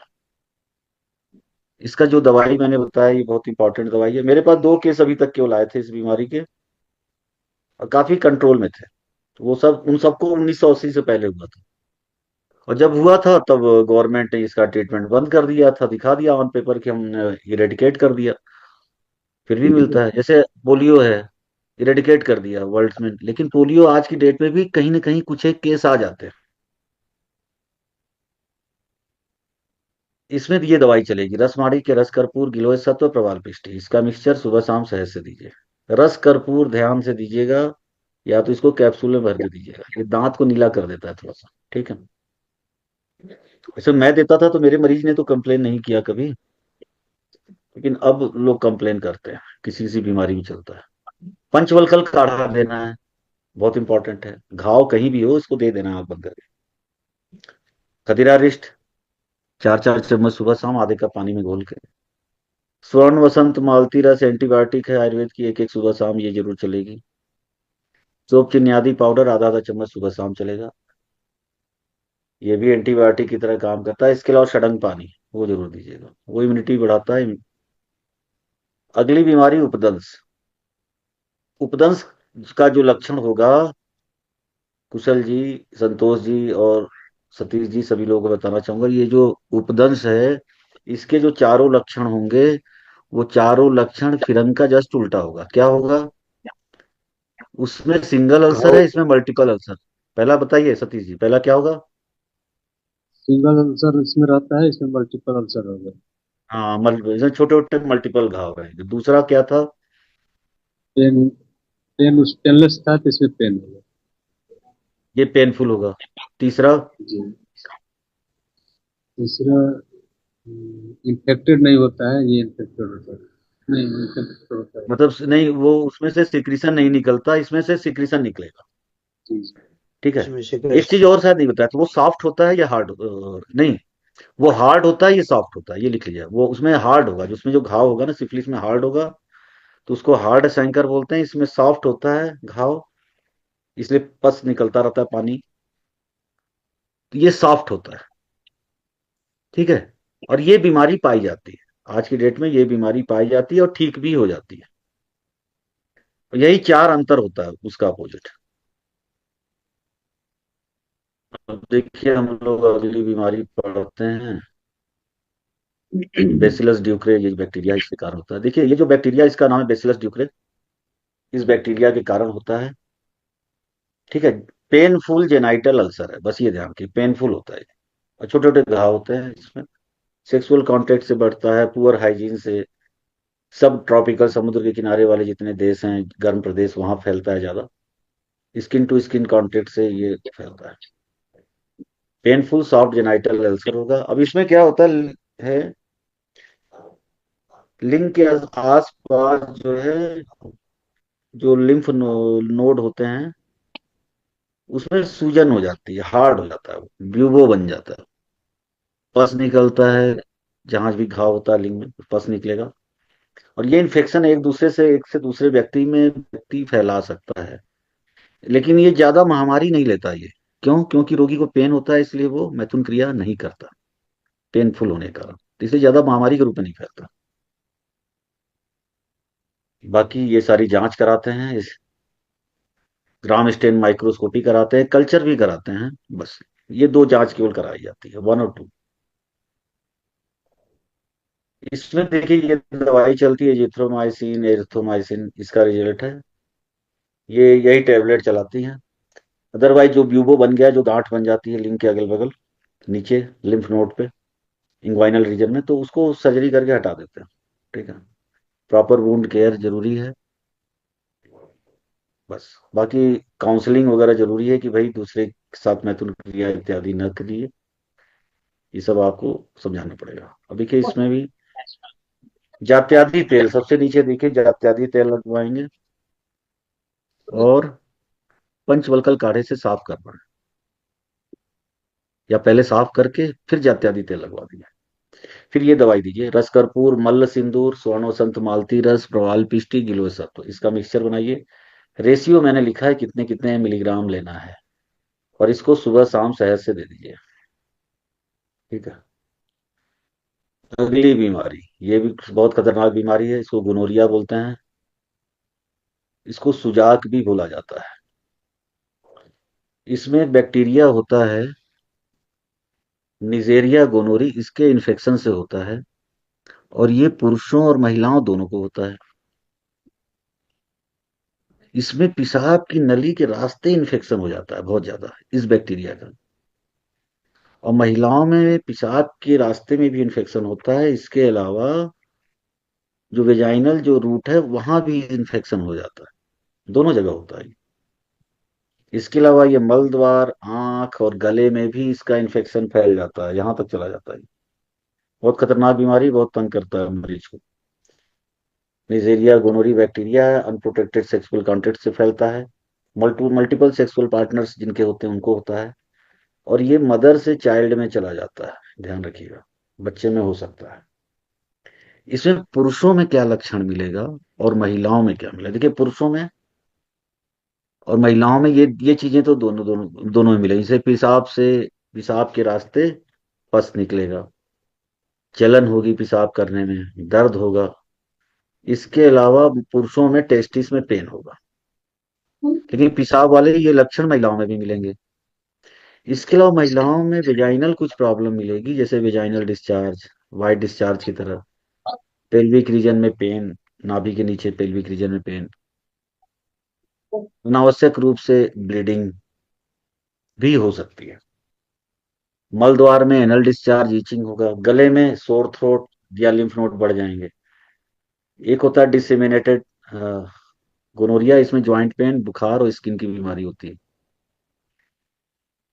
इसमें जो जांच है, जो भी डिस्चार्ज निकल रहा है, चाहे वेजाइनल चाहे पेशाब के रास्ते, जो भी डिस्चार्ज निकल रहा है उसकी जांच कराते हैं, कल्चर टेस्ट कराते हैं, उसका कल्चर टेस्ट भी कराते हैं कि वो है क्या, वीडीआरएल भी कराते हैं। एक टेस्ट है N-AAT नाट, न्यूक्लिक एसिड एम्प्लीफिकेशन टेस्ट, इससे पता चलता है। बाकी यूरिन की भी जांच कराते हैं, पेशाब की भी, ठीक हो जाता है। अब इसमें आप क्या दवाई चलाएंगे? देखिए, इसकी दवाइयां कुछ अलग है। इसमें जो भी दवाई चलेगी, ये सारी दवाई आप पेशाब के इन्फेक्शन वाली सारी दवाइयां आप चलाएंगे। इसमें त्रिभंग भस्म, श्वेत परपटी, औछार, इसका मिक्सचर बनाइए, और ये मिक्सचर सुबह शाम पानी में घोल के दीजिए। स्वर्ण वसंत मालती रस एक एक सुबह शाम, रस कर्पूर 50 मिलीग्राम और रसमाणिक 65 मिलीग्राम सुबह शाम शहद से दीजिए। शिलाजत्वादी लो 2-2 सुबह शाम, चंदनासो 2-2 चम्मच या 4-4 चम्मच भी दे सकते हैं सुबह शाम। तृण पंचमूल क्वाथ और पुनर्वाष्टक क्वाथ आप चला सकते हैं, या वरुणादि, तीनों में से कोई एक दो चला सकते हैं। तृण पंचमूल अच्छा है। ठीक है। कभी कभी आप सडन पानी भी दे सकते हैं, रोगी को आराम मिलेगा। अगली बीमारी एड्स या HIV। HIV क्या होता है? ह्यूमन इम्यूनो डिफिशियंसी एक वायरस होता है। ये HIV वायरस, जैसे मान लीजिए 100 लोगों के अंदर गया, कैसे जाता है? म्यूकस सिक्रीशन से, या ब्लड के जरिए, खून के जरिए जाता है। आजकल ये जाता है, जो नशे वाले लोग होते हैं, इंजेक्शन लगाते हैं, उनसे फैलता है ये वायरस शरीर में चला जाता है। और ये वायरस 100 लोगों को शरीर में गया तो 100 लोगों में से 97 लोगों में कोई दिक्कत नहीं करता, 2 से 3 लोगों में ये बस दिक्कत करता है, 97 लोगों में ये केवल पड़ा रहता है शरीर में। तो इसको बोलते हैं HIV पॉजिटिव। लेकिन जिन 3 लोगों को ये बीमारी बन करता है उनको बोलते हैं एड्स। तो क्या बीमारी करता है? ये वायरस जनरली कोई बीमारी करता ही नहीं है, सतीश जी। ये वायरस कुछ नहीं करता बीमारी, ये सिर्फ करेगा आपके शरीर का जो इम्यून सिस्टम है उसको खा जाएगा, आपके शरीर को नहीं तंग करेगा। ये आपके शरीर के इम्यून सिस्टम को खा जाएगा, फिर आपके शरीर में तरह तरह के इन्फेक्शन होंगे, फिर आपकी बॉडी लड़ नहीं पाएगी उससे। मतलब सेम वही टीबी वाला केस हो जाएगा। टीबी में भी यही होता है, इम्यून सिस्टम कमजोर होता है, कुष्ठ रोग हो गया, लेप्रोसी, वो भी ऐसे ही होता है, इम्यून सिस्टम कमजोर होने से। तो इसमें जो ज्यादा चांस है, टीबी होने का चांस है व्यक्ति को, कि आपकी बॉडी लड़ ही नहीं पाएगी, या पेट में लूज मोशन लग जाएंगे, क्योंकि पेट में भी बैक्टीरिया पड़े रहते हैं हमारे। अब हमारी इम्यूनिटी कम है तो वो बैक्टीरिया हावी हो जाएंगे, लूज मोशन करा देंगे, टाइफाइड होगा बार बार, खांसी जुकाम होगा बार बार, वायरस का इन्फेक्शन लगेगा, क्योंकि इम्यूनिटी कम होती है। तो इसमें आपको इम्यूनिटी को बढ़ाने वाली दवाई देनी। राजमृगांक रस, दूसरा स्वर्ण वसंत मालती रस या सिद्ध मकरध्वज, इसको सुबह शाम मलाई से दीजिए, और महीने में कम से कम 10 दिन देना है, ज्यादा नहीं देना है। षडंग पानी बगल में लिख लीजिए, षडंग पानी भी थोड़ा थोड़ा देंगे मरीज को, आधा से 1 गिलास। भाई गरीब मरीज है तो उसको क्या देंगे सतीश भानु जी, वो तो ये तीनों दवाई नहीं खरीद पाएगा, नहीं सर। तो उसको षडंग पानी ही देंगे केवल। और फल त्रिकादी क्वाथ लीवर वाला देंगे गरीब मरीज को, ध्यान रखिएगा। जी फल सर। त्रिकादी क्वाथ लीवर वाला और षडंग पानी, बस उसी से उसका ठीक रहेगा। बाकी अमीर मरीज है तो उसको भी वो दवाई दे सकते हैं, साथ में ये दवाइयां चलेंगी। शिवा गुटिका, चंद्र प्रभावती, दो दो सुबह शाम। 64 प्रहरी पिपली, आधा चम्मच सुबह शाम शहद से। ब्राह्म रसायन दीजिए, नाक बोला, अश्वगंधा शतावरी के पाउडर का मिक्सचर, आधा आधा चम्मच सुबह शाम। देखिए मैंने क्यों बताया गरीब मरीज के हिसाब से, क्योंकि ये मेरे पास जितने भी मरीज आए अभी तक, उसमें से लगभग 10-12 मरीज आए इसके। तो मैक्सिमम मरीज, 90% मरीज गरीब थे बेचारे, उनके पास पैसा नहीं था कोई भी दवा खरीदने की। केवल एक दो मरीज ही थे जो खरीद पाए दवाई। ठीक है। जी डॉक्टर मीना जी, जी बताइए। हेलो। जी मैडम, जी। हेलो सर, जी ये मैडम। आप वो अब ये सर मेल का तो मतलब कंप्लीट हो गया ना टॉपिक, मेल रिप्रोडक्टिव सिस्टम। हाँ हाँ, इसमें फीमेल का स्टार्ट। सर इसमें ये लॉस स्पर्म मोर्टेलिटी के केसेस बहुत आते हैं, और मॉर्फोलॉजिकल हाँ हाँ, एबनॉर्मेलिटी। सर उसमें क्या देंगे? उसको देखिए, मैंने बताया ना उस समय कि फलगृत में वृहद वंगेश्वर रस, और ये चीज क्या मकर। बोलते हैं, वृहद वंगेश्वर रस, और ये आपका चीज मकर क्या जोश। बोलते, सिद्ध मकरध्वज, इसको मिला के एक एक टेबलेट सुबह शाम खिलाइए। ठीक है। हम्म। सर और ये एक किस में? उपाय और भी था, ये किस में सर? वही ओलिगोस्पर्मिया में। ओलिगोस्पर्मिया मैंने बताया था ना, कभी नहीं, कभी स्पर्म का। ऑलिगोस्पर्मिया नहीं सर।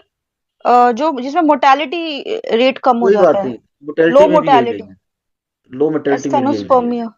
हाँ। हाँ, और उसमें भी यही, टेराटोजोस्पर्मिया। उसमें भी यही दवा चलेगी। ठीक है। हम्म। एजूस्पर्मिया का देखिए अलग इलाज है। एजूस्पर्मिया तो लगभग लगभग कोई गंभीर बीमारी रहेगी, इसलिए स्पर्म नहीं बना। उसमें एक काम आप लोग कर सकते हैं, उसमें आप कीजिए, मैं उस पर ज्यादा ध्यान नहीं देता, चला देते हैं दवाई, कभी रिजल्ट उतना खास अभी मिला नहीं। लेकिन एक काम आप लोग कीजिएगा, फलगृत खिलाइए।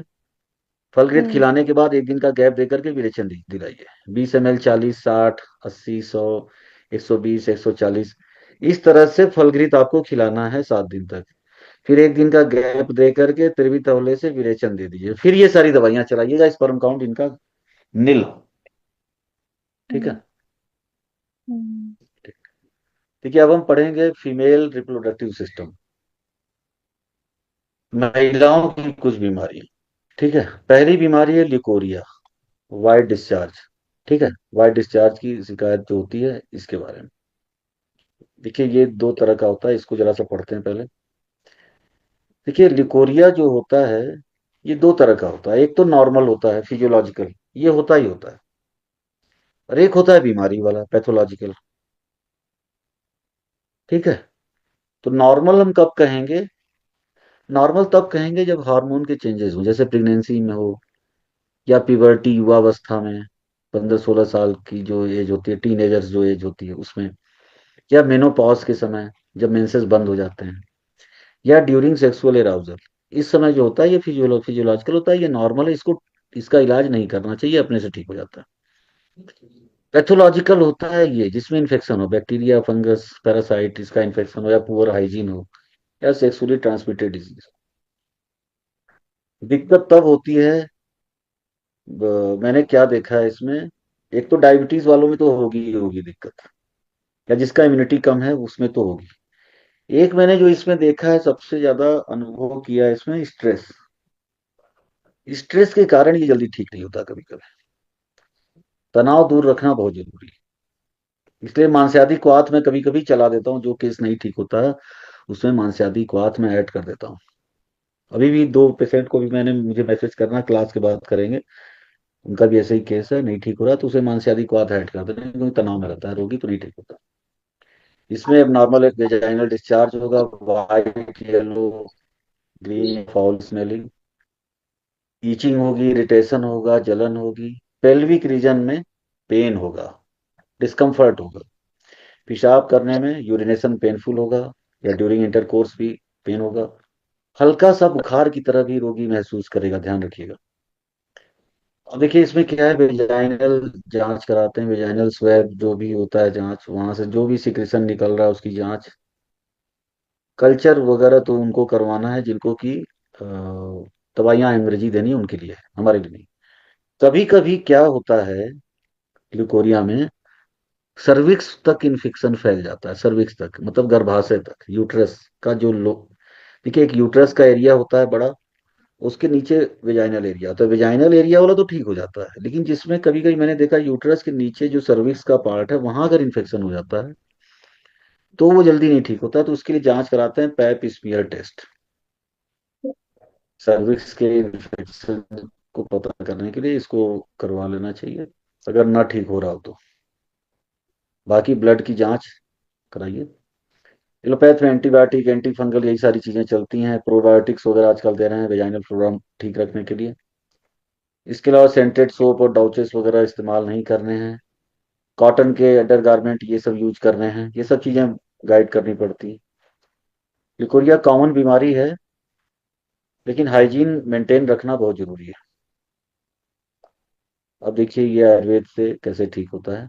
इसमें देखिए पुष्यानुक पाउडर देते हैं, पुष्यानुक पाउडर आधा चम्मच चावल के पानी से, सुबह शाम। चावल का पानी कैसे बनाएंगे, एक चम्मच चावल एक कप पानी में भिगो लिया, मसल कर छान लिया, फिर आधा कप पानी सुबह यूज करना है, आधा कप पानी शाम को, उसके साथ निकल लेना है आधा चम्मच पाउडर। दूसरा, त्रिभंग भस्म, यौक्षार, श्वेत परपटी और कुकुटांड त्वक भस्म, इसका मिक्सचर बनाइए, इसको पानी के साथ घोल के दीजिए। ये रेशियो रहेगा, ये एक टाइम की डोज है, ध्यान रखिएगा। प्रद्रांतक लो दो दो सुबह शाम। पंचवल्कल काढ़ा जरूर पिलाइएगा, नहीं तो रिजल्ट नहीं मिलेगा, पंचवल्कल काढ़ा देना ही देना है। दसमूला रिस्ट और अशोका रिस्ट भी देते हैं। देखिए 5 और 6 नंबर वाली दवाई थोड़ी हल्की है, दसमूला रिस्ट, अशोका रिस्ट आप चला दीजिए, सुपारी पा दे दीजिए। अब जैसे आज ही किसी का फोन आया, किसी वैद्य जी का, कि सर ऐसा केस है, उनके पास कोई दवाई नहीं थी ऊपर की, ऊपर की चारों इंपॉर्टेंट दवाई नहीं थी, केवल उनके पास दसमूला रिस्ट अशोका रिस्ट था। मैंने कहा वही दे दो, कुछ तो जाएगा। फिर मैंने कहा ऊपर वाली मंगवा लेना, आप मंगवा के आप चला देना अगले दिन। षडंग पानी का बड़ा जबरदस्त रोल है, ध्यान रखिएगा मेरी बात। मेरे एक वैद्य जी हैं, आप लोग मीटिंग में देखिएगा, आते हैं, उनका नाम है क्या बोलते हैं, आते हैं मीटिंग में, वो कह रहे थे कि सर उन्होंने जितने केस थे सब में सडन पानी दिया, सब ठीक हो गए लिकोरिया में। तो सडन पानी कभी कभी अकेले ठीक कर देता है, ध्यान रखिएगा। सर मैंने भी वो, दिए हैं। अच्छा आप भी दिए हैं सतीश जी? हाँ जी गुरुजी, मैंने भी दिया है। और आईबीएस में भी यूज करके देखा है, जिनका वजन बिल्कुल 35 किलो से नीचे चला गया था, अच्छा। उनका, जी, 15 दिन के अंदर 5 से 6 किलो वेट उनका गेन हुआ। तो सतीश जी बोल रहे हैं, कुशल जी? जी। कौशल जी बोल रहे हैं सर। अच्छा कौशल जी। जी। अच्छा उसमें वजन बढ़ा इसमें कुशल जी, जी। सडन पानी से? सड़ंग पानी जी। देखिए कुशल जी तो कुछ और इलाज देखिए कर लिए, ठीक है। नहीं बड़ा अच्छा रिजल्ट है, बहुत अच्छा। सडन पानी दीजिए, ज्यादा मत दीजिए, एक एक दो दो गिलास दीजिए, इम्यूनिटी बहुत अच्छी बढ़ाता है और टॉक्सिन वगैरह बाहर निकाल देता है, ठीक है, तो उसका भी रिजल्ट अच्छा है। अच्छा दो उपाय और कर लीजिए, कभी कभी कोई कोई इसमें क्या है, त्रिफला के काढ़े से या पंचवल्कल काढ़े से या फिटकरी के पानी से साफ सफाई जरूर करवानी है, ध्यान रखिएगा। अगली बीमारी पीसीओडी। अब देखिए पीसीओडी आ गया, इसको पढ़ाएंगे। देखिए एलोपैथ का कुछ और कहना है पीसीओडी के बारे में, मेरा कुछ और कहना है। एलोपैथ वाले भाई देखिए अपने हिसाब से इलाज करते हैं। उनका दिमाग ही जैसे लग रहा है घूम गया पीसीओडी का इलाज करते करते। पता नहीं क्या पढ़ाया जा रहा है, क्या बताया जा रहा है। देखिए पीसीओडी में क्या होता है, एक सिस्ट बन जाती है। अब इसमें उन्होंने क्या देखा, पीसीओडी जब हुआ किसी को तो उन्होंने देखा कि एंड्रोजन का लेवल हाई है, मेल हार्मोन ज्यादा है, पॉलीसिस्टिक ओवरी हो रही है। तब वो क्या करते हैं, मेल हार्मोन को घटाने वाली दवाई देते हैं। इसमें पीरियड जो होता है इरेगुलर हो जाता है। इरेगुलर मतलब मिस जनरली हुई है। पीरियड आता ही नहीं। जनरली पीरियड आएगा ही नहीं 2-2 महीने। ये आएगा भी तो थोड़ा सा आएगा। और कभी कभी ऐसा हो जाता है पीरियड ज्यादा आता है, मतलब मेंसेस ज्यादा आते हैं। वो ज्यादा खतरनाक है। दोनों दो तरह का होता है ये, आगे मैं बताऊं। इसमें हार्मोनल इम्बैलेंस होता है, मेल हार्मोन की मात्रा बढ़ जाती है, इंसुलिन रेजिस्टेंस मिलता है, थोड़ा सा शुगर भी होता है हल्का सा। इंसुलिन काम नहीं करती शरीर में। तो इंसुलिन रेजिस्टेंस दूर कैसे होगा,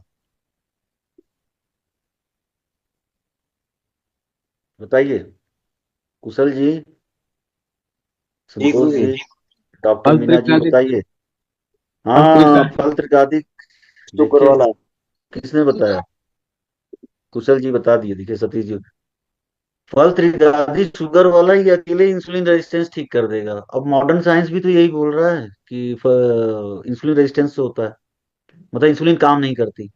तो ये रेजिस्टेंस को दूर कर देता है। ये फल त्रिकादि शुगर वाला अकेले ठीक कर देता है पीसीओडी, लेकिन और दवाइयां चलेंगी वो मैं बाद में बताऊंगा। मेल हार्मोन की अधिकता है तो ब्रेन वाला काढ़ा जरूर दीजिएगा। मेल हार्मोन अगर अधिक लगे तो ब्रेन वाला या मांस्यादिक कुआं जरूर दे दीजिएगा इसमें।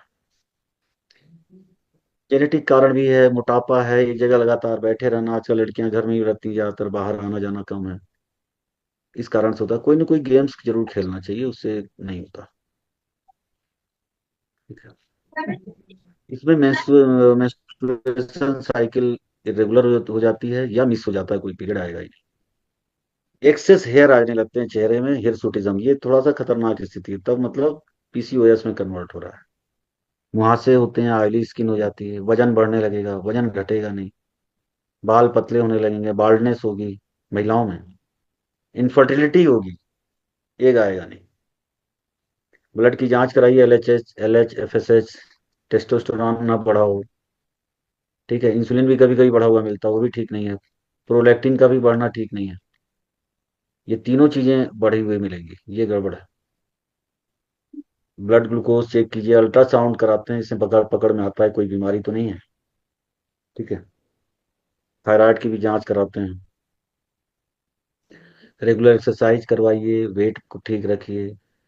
एलोपैथ में यही सारी दवाइयां हैं, इनको छोड़ दीजिए, ये सब दवाइयां मैं नहीं बताऊंगा। स्ट्रेस को दूर रखिए, ध्यान रखिएगा। अब मैं बता रहा हूँ। देखिए दो तरह से इलाज होता है इस बीमारी का, दो दो तरह से इलाज होता है। एक में पीरियड नहीं आते, जिसमें पीरियड नहीं आते हैं उनको भी ये सारी दवाई चलेगी, लेकिन इनमें से कुछ दवाई नहीं चलेगी। जिनको पीरियड नहीं आते उनमें पहले पीरियड लाना है, पीरियड लाने वाली दवाई देनी। जिनको पीरियड ज्यादा, जिसको मेंसेस ज्यादा हो रहे हैं तो उनको पहले मेंसेस रोकने वाली दवाई देनी है। पीसीओडी का ट्रीटमेंट बाद में करना है। पीसीओडी का ट्रीटमेंट बाद में करना है, पहले पीरियड नॉर्मल करना है। अब जैसे ये वाला नुस्खा है, पुष्प धनवा रस, प्रवाल पिष्टी, वंगेश्वर रस, ये उनको देंगे जिनको पीरियड नहीं आते। अशोकारिष्ट, पत्रांगासो, ये उनको देंगे जिनको पीरियड नहीं आते। फिर उनको पंचवल्कल काढ़ा मत दीजिएगा। पंचवल्कल काढ़ा नहीं देना है जिनको पीरियड नहीं आते, कट कर दीजिएगा उसको। ये उस केस में देना है जिसको पीरियड ज्यादा आते हैं। ठीक है, पंचवल्कल काढ़ा। इसके अलावा फलघृत, फलघृत आधा आधा चम्मच सुबह शाम, ये आप चला दें। ठीक है। तो अभी जो मैं दवाई दे रहा हूँ, बता रहा हूँ, 1 से लेके 5 नंबर तक जो दवा है, ये दवा आप चलाएंगे पंचवल्कल को हटा करके। पंचवल्कल की बजाय आप ऐड कर दीजिएगा फल त्रिकादि क्वाथ लीवर वाला, या तो उसको अलग से देखिए। मैं तो देखिए मेरा कई और तरीका है देने का। मैं क्या करता हूँ, सबसे पहले जिनको मेंसेस नहीं आ रहे हैं उसमें पहला फल त्रिकादि क्वाथ शुगर वाले से विरेचन 3-4 दिन। उसके बाद फल त्रिकादि क्वाथ लीवर वाला, वो रोज देना है। कभी कभी उसको कभी पुनर्नवाष्टक भी ऐड कर देते हैं। फिर रजः प्रवर्तनी वटी या नष्ट पुष्पांतक रस एक एक सुबह शाम, और कुमार, ये 4 दवाइयां पहले मैं देता हूं, जिससे कि मेंसेस पहले नॉर्मल, मेंसेस कराना है। उसके बाद ये दवाइयां चलेंगी, उसमें भी पंचवल्कल नहीं चलेगा। समझ गए अब आप लोग बात? पहले वो 4 दवाइयां चलेंगी, फिर ये देना है। अब रही बात जिसको मेंसेस ज्यादा आ रहे हैं, मतलब ब्लीडिंग ज्यादा हो रही है, उस केस में क्या करेंगे आप? उस केस में थोड़ी सी दवा में चेंजेस करनी पड़ती है। जिसमें मेंसेस ज्यादा आ रहे हैं उसमें ऊपर की 1, 2, 3 दवाई देने की जरूरत नहीं है। उसमें नीचे की दीजिए दवा 4, 5, 6, 4, 5, 6 नंबर वाली दवा चलेगी। ठीक है। और इसके अलावा आगे रक्त प्रदर वाला जो ट्रीटमेंट है, आगे जो रक्त प्रदर वाला जो ट्रीटमेंट मैं बताऊंगा, वो वाली दवाइयां फिर चलेंगी। ठीक है। जब मेंसेस नॉर्मल हो जाएगा तब ये सारी दवाइयां फिर से चलाएंगे। लेकिन ध्यान रखिए उसमें फल त्रिकादि नहीं देना है। अगर मेंसेस ज्यादा आ रहे हैं, फल त्रिकादि न, लीवर वाला चलेगा, शुगर वाला तो देना ही नहीं है, देंगे और ब्लीडिंग बढ़ा देगा। और लीवर वाला भी नहीं देना है क्योंकि वो भी गर्म है। थोड़ा बहुत सड़ंग पानी जरूर पिला सकते हैं। तो जिनको मेंसेस ज्यादा आ रहे हैं उनको 4, 5, 6 नंबर वाली दवा ये आप चलाएंगे। ठीक है। 4, 5 और 6 नंबर वाली दवाई, यही इतनी है ना, और तो कुछ नहीं। हाँ, 4, 5 और 6 नंबर वाली दवाई, और साथ ही साथ रक्त प्रदर वाली दवाई चलेगी। ठीक है। तो ये कर लीजिएगा। अगली समस्या। फिर जब मेंसेस नॉर्मल हो जाए तब आपको पीसीओडी वाली वो सारी दवाई चलानी है, जैसे फल त्रिकादि शुगर वाला, फिर आप दे सकते हैं। लेकिन मैंने एक चीज देखा है कि शुगर वाला जैसे ही चलाई फिर ब्लीडिंग बढ़ जाती है। तो सावधानी करनी है। मतलब ये नहीं सोचना है कि जो सर ने बता दिया वही है। हेमरेजिक सिस्ट भी होता है, सिस्ट भी हेमरेज के कारण होता है। ठीक है। अगली जो समस्या है, यूट्रस में पॉलिप्स हो जाए या एडिनोमायोसिस हो जाए या गांठ हो जाए, उसकी दवा ये है। आरोग्यवर्धनी वटी, कांचनार गुगलू, ये तो चलेगी। इसके अलावा कांचनार की छाल, विजयसार छाल, पांचवल का छाल, इसका काढ़ा बना के सुबह शाम दीजिए। स्वर्ण वसंत मालती रस एक एक सुबह शाम, और मन्मथ रस एक एक सुबह शाम। इतनी दवाई चलेगी। और एक चीज और, उत्तर बस्ती का प्लानिंग आपको, मन्मथ रस इसलिए देते हैं थोड़ा पेन में आराम देता है ये। उत्तर बस्ती जो महिला चिकित्सक हैं वो लोग करेंगे, जो अपना लगे अनुभव उसको प्रयोग करते हुए आप यूज कर सकते हैं। अगली बीमारी है यूट्रस में गांठ का, मैंने बताया यूट्राइन फाइब्रॉइड। अगली समस्या है रक्त प्रदर, ब्लीडिंग वाला लिकोरिया। ये 2 तरह का होता है। एक तो ब्लीडिंग वाला लिकोरिया है, ये ज्यादातर ये मान के चलिए कि वेजाइनल एरिया में ऐसा इन्फेक्शन हो गया कि अब वाइट डिस्चार्ज के साथ साथ हल्का ब्लड भी आ रहा है। लेकिन ये बीमारी यूट्रस में नहीं है। और अगर है भी तो भी हम ये दवा देंगे, अगर नहीं है तो यही दवाई चलेगी। तो श्यानम पाउडर, नागकेसर पाउडर, लोध्र पाउडर, इसका मिक्सचर सुबह शाम चावल के पानी से, चंदनासो और पत्रांगासो ये देते हैं। प्रद्रांतक रस एक एक गोली सुबह शाम, कदली कल्प रसायन आधा आधा चम्मच सुबह शाम। ठीक है। इतनी दवाई आपको चलानी पड़ेगी, और इसमें बोलबद रस और कहरवा पिष्टी भी मिला के आप दे सकते हैं। और सडंग पानी जरूर दीजिएगा, ध्यान रखिए। सडंग पानी बहुत अच्छा रिजल्ट।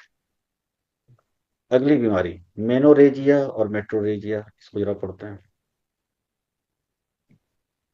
मेनोरेजिया और मेट्रोरेजिया। देखिए ये क्या होता है। मेनोरेजिया का मतलब होता है दो पीरियड के बीच में कभी कभी ब्लीडिंग हो जाए, इसको मेट्रोरेजिया बोलते हैं। मतलब मेंसेस 28 दिन के बाद आना है, लेकिन उससे पहले ही हल्की सी ब्लीडिंग हो जाए कभी कभी। और मेनोरेजिया बोलते हैं एक्सेसिव ब्लीडिंग हो, मेंस्ट्रुअल प्रोलॉन्ग्ड मेंस्ट्रुअल ब्लीडिंग हो, उसको बोलते हैं मेनोरेजिया। दोनों ही लाइफ को डिस्टर्ब कर देती है, और ये अकेले, ये तो लक्षण है बीमारी का। इसके पीछे कई कारण होते हैं। पहला कारण है हार्मोनल इम्बैलेंस, देखिए लिखा है हार्मोनल इम्बैलेंस पहला कारण है, हार्मोन की डिस्टर्बेंस। तो ये सारी बीमारियां तो मैंने आपको पढ़ाई थी, यूट्रस में गांठ हो, एंडोमेट्रियम की गांठ हो, सेम दवाई चलेगी यूट्रस की गांठ वाली। पीसीओडी हो, वो सारी चीजें। थायराइड की समस्या वो आगे पढ़ाएंगे, थायराइड की। तो कोई भी बीमारी हो सकती है, तो हार्मोनल इम्बैलेंस हो सकता है। ध्यान रखिएगा, जो भी ब्लीडिंग की शिकायत हो, ज्यादा हो, खास तौर से ज्यादा हो रही हो, रक्त, ये भी एक तरह से रक्त प्रदर ही इसको मानेंगे, लेकिन रक्त प्रदर डेली होगा। रक्त प्रदर डेली होगा। मेट्रोरेजिया कभी कभी होगा। मेनोरेजिया 28 दिन के बाद ही ज्यादा होगा ब्लीडिंग, इसलिए रक्त प्रदर थोड़ा अलग है। सब में ध्यान रखिए, एक तो मांसयादी क्वाथ जरूर चला दीजिएगा, ओलिकोरिया में भी। मांसयादी क्वाथ ब्रेन पे अच्छा काम करता है, चाहे पीसीओडी हो, चाहे कोई भी समस्या हो, मांसयादी क्वाथ जरूर ऐड कर दीजिएगा सब में। तो नहीं हो तो ब्रेन वाला क्वाथ भी ऐड कर सकते हैं, ब्रेन वाला भी काढ़ा ऐड कर दीजिएगा। मांसयादी क्वाथ मैंने देखा है कि मानसिक कारणों से ज्यादा होता है। हैवी मेंस्ट्रुअल ब्लीडिंग हो 7 दिन से ज्यादा, मेनोरेजिया, मेट्रोरेजिया, या ब्लड के थक्के खूब निकल रहे हो, थकान होगी, चक्कर आएगा, खून की कमी हो जाती है, तो आप प्यादी लो, तुरंत चला देना है। ठीक है। पेल्विक रीजन में पेन होगा, क्रैम्पिंग होगी, क्योंकि कोई ना कोई बीमारी है। अब आपको ये सारी जांच करानी है, देखना है कि कोई प्रॉब्लम तो नहीं है। एंडोमेट्रियम की बायोप्सी करा देते हैं, हिस्टेरोस्कोपी कर देते हैं, यूट्रस की जांच चेक करते हैं कोई समस्या तो नहीं। हार्मोन की जांच करते हैं, कोई हार्मोन तो डिस्टरबेंस नहीं था। हार्मोन डिस्टरबेंस आपको पहले ठीक करना है। मांसयादी क्वाथ और ब्रेन क्वाथ इसलिए दे रहे हैं, बीमारी ठीक करने के लिए नहीं। वो हम चला हम्म। रहे हैं हार्मोन को नॉर्मल करने के लिए, कि हार्मोन के कारण अगर है समस्या तो पहले वो नॉर्मल, क्योंकि वो हार्मोन का कोई भरोसा नहीं। हाँ, फल त्रिकादी क्वाथ शुगर वाले का भी बहुत अच्छा रोल है, लेकिन बहुत ज्यादा ब्लीडिंग हो रही है तो मत दीजिएगा फल त्रिकादी क्वाथ शुगर वाला। ये अब पहले मैंने आपको कंट्राइंडिकेशन बता दिया। और लीवर वाला दोनों नहीं चलेगा। बोलबद्रस या बोलपरपट्टी, इसमें कहरवा पिष्टी मिला के सुबह शाम शहद से दीजिए। पंचवल्कल काढ़ा जरूर चलेगा। देखिए चंद्रासो या पत्रांगासो देते हैं, इसके अलावा उशीरासो और लोधरासो ये भी बहुत अच्छा काम करता है। उशीरासो लोधरासो, ज्यादा ब्लीडिंग हो तो उशीरासो लोधरासो, कम ब्लीडिंग है तो पत्रांगासो या चंदनासो दीजिए। कुशानुक चूर्ण है, इसमें सरपुंखा, लोध, नागकेसर भी मिला के आप दे सकते हैं। सतावरी घृत जरूर चलाना है, ध्यान रखिए ब्लीडिंग को नॉर्मल करने के लिए। कगली कल्प रसायन भी देते हैं। कुमार यासो कभी कभी चला देते हैं, लेकिन ये ज्यादातर ब्लीडिंग करा देता है। ठीक है, लेकिन आप चला सकते हैं। ठीक है। अगली बीमारी एक जरा सा बच रही है, उसको जरा सा पढ़ा देते हैं। महिलाओं में इनफर्टिलिटी। महिलाओं में इनफर्टिलिटी जो है एक प्रॉब्लम है, इसको जरा सा पढ़ लेते हैं, क्योंकि टाइम, देखिए आधे घंटे बाद मेरा लेक्चर है, इसलिए जल्दी से जल्दी कंप्लीट करते हैं। देखिए महिलाओं में इनफर्टिलिटी होती है, इसके पीछे कई कारण हैं। कभी कभी रिपोर्ट पूरी नॉर्मल आती है कि नहीं? जी सर। आती है, रिपोर्ट नॉर्मल आ रही है। अभी मेरे पास कई लोगों के पर्चे आ गए, रिपोर्ट नॉर्मल है, तो उसका अलग इलाज मैं बता दूंगा। उसमें तो वही काम करेंगे जो अभी मैंने बताया था, कि फल घृत में चंद्रांशु रस, या सिद्ध मकर ध्वज और बृहद मंगेश्वर रस, या चंद्रांशु रस और नष्ट पुष्पांतक रस मिला के आप दीजिए। फलगृत में रेगुलर टॉनिक के रूप में खिलाइए और सोखा रेस्ट पिलाइए बस। चाहे बीमारी हो चाहे ना हो, दोनों में ही टॉनिक के रूप में उसको देना है। लेकिन अगर हार्मोनल इम्बैलेंस है, कोई बीमारी है, तो उसको आपको पता करना जरूरी है। अब देखिए क्या यही सारी बीमारियां हैं। जैसे पीसीओडी हो गया तो पीसीओडी का ट्रीटमेंट करेंगे, थायराइड है थायराइड का करेंगे। हाँ, अगर ट्यूब में ब्लॉकेज है, ट्यूब में ब्लॉकेज है तो इसमें सबसे पहले आप चलाएंगे फॉल्ट्रिक क्वाश शुगर वाला, दूसरा ब्लॉकेज वाला पाउडर। रेगुलर चलाइए, 1 महीने में ब्लॉकेज पूरा खुल जाएगा। एंडोमेट्रियोसिस, यूट्रस में फाइब्राइड वगैरह में वही फाइब्राइड वाला ट्रीटमेंट चलेगा। ठीक है। अब ये सारे लक्षण हैं जो वही है, बार ज्यादा मेंसेस आना, बार बार मिसकैरेज होना, तो बस यही सारी चीजें हैं। इसको बार बार रिकरेंट मिसकैरेज हो रहा है, इसमें भी सबसे पहले रिकरेंट बार बार बच्चा गिर जा रहा है, तो उसमें सबसे पहले फलगृत खिला के 7 दिन तक 1 दिन का गैप दे करके विरेचन दे करके प्रजा स्थापन महाकषाय का काढ़ा भी चलाते हैं, ध्यान रखिएगा इनफर्टिलिटी के केस में। वो मैं बताना भूल गया था, तो वो भी चलता है इनफर्टिलिटी के केस में, प्रजा स्थापन महाकषाय।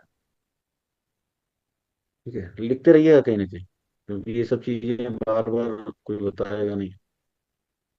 ठीक है, प्रजा स्थापन महाकषाय वो आप चला दीजिए।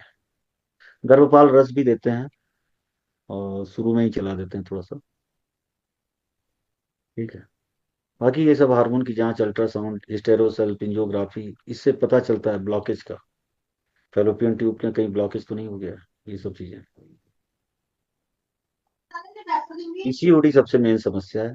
अदरवाइज ये सारी चीजें चल करते हैं एलोपैथ वाले, वो तो कुछ नहीं होगा तो सर्जरी करके सारा ही पैसा लूट लेते हैं, और ठीक भी नहीं होता उससे। आयुर्वेद से ही इलाज कीजिए। अगली बीमारी है हिस्टीरिया। देखिए, कल आपको परसों मानसिक रोग मैं पढ़ा रहा था, उसमें कई तरह की पर्सनालिटी बताए थे, anxious personality, depressive personality, obsessive personality, और सिजॉयड पर्सनालिटी। तो एक पर्सनालिटी और होती है, उसको हिस्टीरियानिक पर्सनालिटी बोलते हैं। हिस्टीरियानिक पर्सनालिटी में क्या होता है, जो रोगी होता है वो ड्रामेटिक स्वभाव का होगा। एक पर्सनालिटी होती है हिस्टीरियनिक पर्सनालिटी। ऐसे लोग आप लोग देखते होंगे अपने घर में, अगल बगल दोस्तों में, कि जो ऐसी हरकतें करेंगे जिससे लोग उनको देखें, तो उसको बोलते हैं हिस्टीरियानिक पर्सनालिटी। ऐसी एक्टिविटी करेंगे जिससे लोग उनको अट्रैक्ट, ऐसे लोगों को हिस्टीरिया होता है। तो हिस्टीरिया कोई बीमारी नहीं होती, इसमें व्यक्ति क्या करता है, एक्टिंग करता है किसी बीमारी का। वो एक्टिंग करेगा कि उसको कोई बीमारी उसको हुई है, किसी बीमारी का वो एक्टिंग करेगा।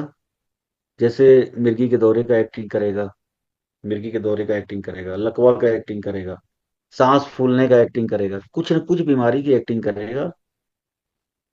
महिलाओं में ज्यादा होती है, सिर्फ इसलिए कि लोग उनकी बात सुने समझें, उनको समझे, तो इस कारण से लड़कियों में ज्यादातर पाई जाती है। तो इसमें व्यक्ति किसी न किसी बीमारी का एक्टिंग कर देता है। जैसे हमारे यहाँ भी हम लोग जो पढ़ाते थे, तो क्लास में कोई ना कोई स्टूडेंट गिर जाती थी, एक आध लड़की ऐसे आ गया, सांस फूलने लगी, तो मैं तो समझ जाता था हिस्टीरिया। तो मैं कहता कोई ट्रीटमेंट देने की जरूरत नहीं है, सिंपल एक डिस्टिल वाटर का इंजेक्शन लगा देते थे, वैसे से ठीक हो जाती थी।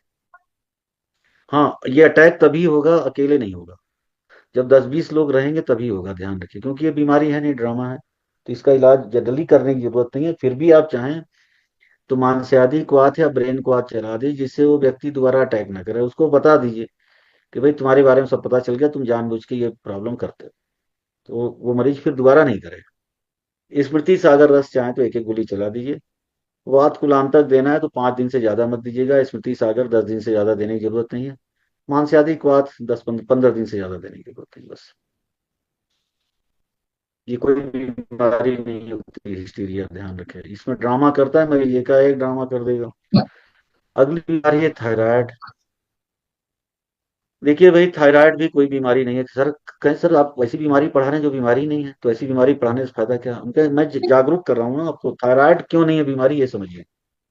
थायराइड इसलिए बीमारी नहीं है कि हमारे गले में यहाँ पे एक हार्मोन होता है, थायरॉक्सिन हार्मोन। तो सतीश जी, ये हार्मोन बनता है, क्यों बनता है? कि मैं चलूं फिरूं मेहनत करूं, इसके लिए बनता है। जब मैं ये सब काम करता हूं तो इसके लिए बनता है ये। उस काम को करवाता है, हमारी बॉडी को एक्टिव रखता है, हमारे बॉडी में जो तोड़ फोड़ हो रही है उसको बरकरार रखता है। देखिए, हर चीज का टूटना फूटना जरूरी है। नई चीज बननी चाहिए शरीर में, पुरानी चीज नष्ट होनी चाहिए। तो ये काम कौन करता है? Thyroxine hormone. और जब हम एक जगह पड़े रहेंगे आलसी की तरह, तो थायरॉक्सिन हार्मोन गला बनाएगा नहीं, तो T3 T4 कम हो जाएगा या नॉर्मल रहेगा। लेकिन ब्रेन को मैसेज मिलता है कि T3 T4 कम निकल रहा है, तो वो TSH की मात्रा बढ़ा देता है, TSH बढ़ जाता है। अब एलोपैथ के डॉक्टर इतने बदमाश हैं, वो TSH का लेवल जहां देखा उन्होंने हाई, वो तुरंत थायरॉक्सिन की टेबलेट चला देते हैं कि लो खाओ 25 मिलीग्राम की, 25, 50, 75, 100 माइक्रोग्राम वाली चालू कर देते हैं। माइक्रोग्राम एक्चुअली में डोज होती है इसकी। अब वो, जबकि T3 T4 नॉर्मल है, T3 T4 नॉर्मल है, TSH बढ़ा हुआ है, केवल दवाई बेचने के चक्कर में मरीज कह रहा है शरीर में दर्द होता है, थकान जैसी। अरे भाई, दर्द और थकान तो होगी, तुम एक्टिव नहीं हो। आजकल तो लोग दड़बों में रह रहे हैं, घरों में दड़बों में रह रहे हैं लोग, तो ये बीमारी तो होगी। मरीज थका थका रहेगा, महसूस करेगा, तो लोग थायरॉक्सिन की टेबलेट खाते हैं तो शरीर थोड़ा एक्टिवेट हो जाता है। फिर क्या खतरा होता है, गला फिर थायरॉक्सिन बनाना बंद कर देता है, गला आपका बनाएगा ही नहीं। फिर खाते रहो जीवन भर दवाई, अंग्रेजी दवाई, थायरॉक्सिन टेबलेट। हमारे देश में 20 करोड़ लोग खा रहे हैं ये दवाई डेली। और ये बीमारी नहीं है, एक्टिव रखिए शरीर को। तो फिर क्या है, जैसे ही थायरॉक्सिन टेबलेट खाएगा TSH कम हो जाएगा, क्योंकि ब्रेन को मैसेज मिल जाता है कि ब्लड में थायरॉक्सिन है, तो TSH कम हो जाता है। डॉक्टर दिखाएगा आपको रिपोर्ट, देखिए आपका TSH कम हो गया, अब ये दवाई छोड़ना मत जीवन भर। अब मरीज वही रिपोर्ट लेके घूमता रहेगा और जीवन भर दवाई खाएगा। अब बिना उसके जानते गाड़ी स्टार्ट ही ना हो उसके। मतलब कोई ऐसा उपाय आप कर लीजिए कि आपकी जीवन बर्बाद हो जाए। मतलब अगर कोई मरीज डिपेंड हो जाए थायरॉक्सिन की टेबलेट पे, कल को वो टेबलेट नहीं मिली तो मरीज तो मर ही जाएगा वो तो। या थायरॉक्सिन वाले कहें कि हम तो अनाप शनाप रेट में बेचेंगे इसको, तो लो, फिर वो तो मरीज का जीवन बर्बाद हो गया। ये बीमारी गांव में नहीं होती, केवल शहर की बीमारी। इसका मतलब ये बीमारी नहीं है, ये हमारे रहन सहन का परिणाम। गांव में नहीं होती। पहाड़ पे तो मैंने एक मरीज नहीं देखा इसका थायराइड का, थायरॉक्सिन का। एक पेशेंट नहीं, दिन भर ऊपर नीचे चल फिर रहा है, उसको होगा ही नहीं। इसमें सबसे पहले आप विरेचन कराइए गुड़ हरितकी से। गुड़ हरितकी से या फल त्रिकादि क्वास शुगर वाले से विरेचन दीजिए। कांचनार छाल, विजयसार छाल, पंचवल्कल छाल, इसका काढ़ा दीजिए। शिला जत्वादि लौह दीजिए, दो दो सुबह शाम। आरोग्यवर्धनी वटी, दो दो सुबह शाम। कांचनार गुगलू, दो दो सुबह शाम। अगर तो मरीज ज्यादा तंग करे तो गंडमाला कंडन रस दे दीजिए, एक एक सुबह शाम। लेकिन विरेचन नहीं देंगे तो आराम नहीं मिलेगा, ध्यान रखिए। मेन इलाज है विरेचन। मैं तो केवल गुड़ हरित और फल त्रिकादि को आज चलाता हूँ, ये तो आपके लिए बता रखा है, इतनी दवाइयां मैंने, मैं देता ही नहीं हूँ ये सब दवाइयां। लेकिन कोई कोई केस में सारी दवाइयां चलेंगी, अदरवाइज 1 और 2 केवल चलाइए, या 1 2 3 चलाइए केवल, सारी दवाई मत चलाइए। एक कंडीशन होती है हाइपर थायराइडिज्म, ये एक्चुअली में बीमारी होती है। हाइपर थायराइडिज्म में क्या होता है, गले में थायरॉक्सिन हार्मोन ज्यादा बनता है। अब देखिए, थायरॉक्सिन हार्मोन कम बनेगा तो क्या है, मरीज कम खाना खाएगा, वजन बढ़ेगा। और थायरॉक्सिन हार्मोन ज्यादा रहता है, इसको हाइपर थायराइडिज्म बोलते हैं, उसमें मरीज खाना ज्यादा खाता है, वजन कम होता है। उसमें TSH घट जाता है। T3 T4 ज्यादा रहेगा, TSH घट जाएगा हाइपर में। इसमें गले में एक्चुअली में गांठ बन जाती है, छोटी सी अंदर।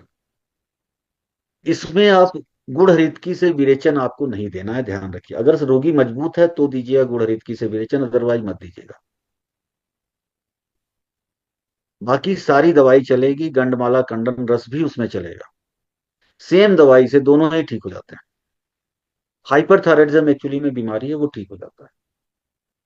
तो गंडमाला कंडन रस उसमें ऐड कर दीजिएगा जरूर से। गंडमाला कंडन रस हाइपो में देने की जरूरत नहीं है, हाइपर में जरूरत है। और हाइपर में गुड़ और इतकी से विरेचन देना जरूरी नहीं है, ये हाइपो में देना है। बाकी दवाइयां चला सकते हैं, बहुत अच्छा रिजल्ट है। हाँ, मांस्यादिक क्वाथ जरूर दीजिएगा हाइपर थायराइडिज्म में, क्योंकि ब्रेन में जो है TSH नहीं बन रहा है, तो उसको ठीक करने के लिए चाहे तो दोनों ही केस में हाइपो हाइपर है, मांस्यादिक क्वाथ आप ऐड कर दीजिए। वैसे तो काकल रक्षक योग भी आता है दूध पापेश्वर का, लेकिन मुझे कोई खास रिजल्ट लगा नहीं। अगली बीमारी, मोटापा। अगली बीमारी क्या है, मोटापा, मेदो रोग। मोटा हो गया व्यक्ति, दूध दही घी चावल मैदा बंद। जो भी शुगर का इलाज में खान पान बताया वो खान पान देना है। दूसरा मेदोहर गुगलू या नावक गुगलू या बेवसादी लो भी एक टेबलेट आती है वो। इन तीनों में से कोई एक दवा चला दें। आर्बोरियम प्लस सिरप है, ये दीजिए, ब्लड को पतला करता है। रोगी को दूध वाली चाय नहीं देनी है, हर्बल टी पिलानी है। और अभी मैंने वेट लॉस का काढ़ा मैसेज किया है ग्रुप में, वेट लॉस का पाउडर मैसेज किया, वो मैं चलाता हूँ, वो हमारे यहाँ से बहुत मंगाते हैं लोग। वेट लॉस काढ़ा, वेट लॉस पाउडर, जितनी दवाई मैंने मैसेज किया लगभग सारी बनती है हमारे यहाँ। तो उसका भी रिजल्ट बहुत अच्छा है, वो देते हैं। और एक फल त्रिकादि क्वाथ, शुगर वाले से या गुड़ हरितकी से विरेचन, क्योंकि बिना विरेचन के वजन नहीं घटेगा, ध्यान रखिएगा। विरेचन देते ही एक आध किलो वजन तो उसी दिन घट जाता है। वमन विरेचन अगर दोनों करा दिए तो 4 किलो वजन घट जाएगा। तो वमन विरेचन, व्यायाम, एक्सरसाइज, ये सब चीजें आपको करानी पड़ेगी। ठीक है। अगला है वजन बढ़ाने का क्या उपाय है। वजन बढ़ाने के लिए आपको बच्चों में, बच्चों के केस में मलाई और चीनी खिलाइए शाम को। मलाई ले लीजिए 2 चम्मच, कटोरी में पिघला दीजिए, थोड़ा सा चीनी मिला के उसको क्या है गैस चूल्हे पे रख करके थोड़ा सा पिघला दीजिए, फिर उसको खिलाइए। वजन बहुत तेज बढ़ता है इससे। शाम को दीजिए। सुबह देंगे तो पेट साफ कर देगा, सुबह इसको खिला के अगर 1 गिलास दूध पिला देंगे तो बच्चे का पेट साफ हो जाएगा। शाम को देंगे तो वजन बढ़ा देगा। इसके अलावा नागबला, सुगंधा, शतावरी के पाउडर का मिक्सचर आधा आधा चम्मच सुबह शाम। आम्लकीय रसायन और धात्री लो, इसका मिक्सचर जो है आधा आधा चम्मच सुबह शाम रोगी को दीजिए। अगली बीमारी है दाह रोग। दाह रोग, दाह रोग में क्या है, शरीर में जलन होता है। इसका इलाज है षडंग पानी, बहुत इंपॉर्टेंट है, न्यूरोपैथी बोलते हैं। चंदनासो दीजिए 2-2 चम्मच सुबह शाम। बलारिस्ट जरूर पिलाना है, 4-4 चम्मच सुबह शाम, नर्वस सिस्टम को मजबूत करता है। इसके अलावा गिलोय सत्व, चंद्रकला रस, प्रवाल पिष्टी, मुक्ता पिष्टी, सब पित्त शामक दवाइयां हैं, इसका मिक्सचर सुबह शाम शहद से दीजिए। चंदनादी तेल भी आप लगा सकते हैं। प्रेगनेंसी में शरीर में ईचिंग, खुजली वगैरह ज्यादा बढ़ जाती है, उस केस में 4 नंबर वाला नुस्खा आप देंगे, बस चंद्रकला रस हटा दीजिएगा और थोड़ा सा सडन पानी 1-2 गिलास पिला दीजिएगा, बस एकदम ईचिंग वगैरह एकदम ठीक हो जाता है प्रेगनेंसी में। अगली बीमारी है हर्निया। देखिए हर्निया में क्या होता है, आंत जो होती है खिसक जाती है। आंत खिसक करके या तो नाभि के बाहर आ जाएगी, या टेस्टिस के पास चली जाएगी इंग्वाइनल हर्निया, या पैरों की तरफ थोड़ा चली जाएगी, उसको फिमोरल हर्निया बोलते हैं। इसमें आंत खिसक जाती है और आंत को रोकने वाला जो लिगामेंट है वो टूट जाता है। तो मेन इलाज तो देखिए इसका ऑपरेशन, मेन इलाज है ऑपरेशन। हर्निया को हमारे यहाँ आयुर्वेद में बोलते हैं वृद्धि रोग, वृद्धि रोग। ठीक है। तो इसमें वृद्धि बाधिका वटी टेबलेट चलेगी, एक एक या दो दो सुबह शाम। आरोग्यवर्धनी वटी एक एक या दो दो सुबह शाम। इसमें रोगी को विरेचन दीजिए, 1 या 2 गोली एरंड भ्रिष्ट हरित की टेबलेट से विरेचन दीजिए। नागबला और सुगंधा के पाउडर का मिक्सचर आधा आधा चम्मच सुबह शाम दीजिए। वरुणादि क्वाथ जरूर चलाइए, वरुणादि क्वाथ का रिजल्ट अच्छा है। वरुणादि क्वाथ का रिजल्ट हर्निया में अच्छा है। अच्छा, ये हर्निया होता क्यों है, हर्निया का कारण है होने का वजन उठाना। कोई आदमी वजन उठा दिया तो या तो सियाटिका हो जाएगा जो पहले मैंने बताया था, या आगे झुकने, दूसरा उसके जो लिगामेंट है वो टूट जाते हैं और आंत नीचे खिसक जाती है। इसीलिए जितने भी वजन उठाने वाले वेट लिफ्टर हैं वो बेल्ट पहनते हैं, जिससे कि उनकी आंत नीचे ना खिसके, उनको हर्निया ना हो जाए। अच्छा, यही दवाई लगभग लगभग हाइड्रोसील में भी चलती है। हाइड्रोसील में भी पानी भर जाता है टेस्टिस में, उसमें वृद्धि वादिका वटी और वरुणादि क्वाथ, आरोग्यवर्धनी वटी और श्वेत परपटी थोड़ा सा दे देते हैं, जिसमें पानी भर जाता है उसमें। जी प्रेरणा जी बताइए। Good evening sir. सर आवाज आ रही है? हाँ आवाज आ रही है। जी। सर हर्निया मेरे बेटे को हुआ था जब वो मात्र 21 दिन का था सर। तो अच्छा अच्छा। जब वो 7 साल का हुआ तो हमने ऑपरेशन तो करा दिया, मगर अब वो जैसे बैडमिंटन खेलने के लिए जाता है, तो डॉक्टर से कहा था कि इसका ध्यान रखने की जरूरत है, क्योंकि एक तरफ हुआ है दूसरी तरफ भी हो सकता है। तो उस कंडीशन में सर क्या करूं? थोड़ा मेरा बेटा, हाइट तो खैर उसकी अच्छी है, 5'9'10" के करीब हाइट है, और 68 किलो वजन है सर उसका। 14 साल अभी की एज कितना है सर। कितना एज है आपके बेटे की? सर उम्र है 14 साल, और हाइट उसकी 5'10" जी है, जी। वजन है 68 किलो सर। अच्छा, 68 kg जो है वेट है। हाँ जी सर, हाँ तो देखिए, फाइव अभी टेन के करीब हाइट है सर अभी उनकी। तो अभी क्या है ना, दिक्कत की ये समस्या आ रही है कि चूंकि वो जो लिगामेंट, जो ऑपरेशन उन्होंने किया होगा, जो मेस लगाया होगा ना, वो छोटा जी। पड़ गया होगा आपको, और शरीर की साइज तो बड़ी हो गई। हाँ जी सर। ठीक। तो थोड़ा सा एक ध्यान दीजिए, कब्ज न हो। ठीक है सर। पेट पेट साफ रहे, और वृद्धि बाधिका वटी जो टेबलेट है ये दीजिए। ठीक है, वृद्धि बाधिका वटी एक टेबलेट मैंने लिख दिया है, ये जरा चलाते रहिएगा, इससे ऑपरेशन से बच सकते हैं, ध्यान रखिएगा। सर अभी तो वैसे उन्हें कोई ऐसी समस्या है नहीं, तो रेगुलर बेस पे, प्रिकॉशनरी बेस पे सर वृद्धि वाटिका देती रहूं सर? हाँ, रोज मत दीजिए, 5 दिन चलाया फिर बंद कर दिया, 5 दिन चलाया बंद कर दिया, ऐसे करके। बैडमिंटन वगैरह खेलते हैं सर, तो कुछ तो लंगोट वगैरह बैडमिंटन पहनाने नहीं, क्या? बैडमिंटन वगैरह खेलें, लेकिन एक टाइट बेल्ट कहिएगा पहन के तभी खेलेंगे, ध्यान रखिएगा। ठीक है सर। ठीक है, बस ये थोड़ा ध्यान रखिए। जी धन्यवाद सर। ओके, सुनील जी।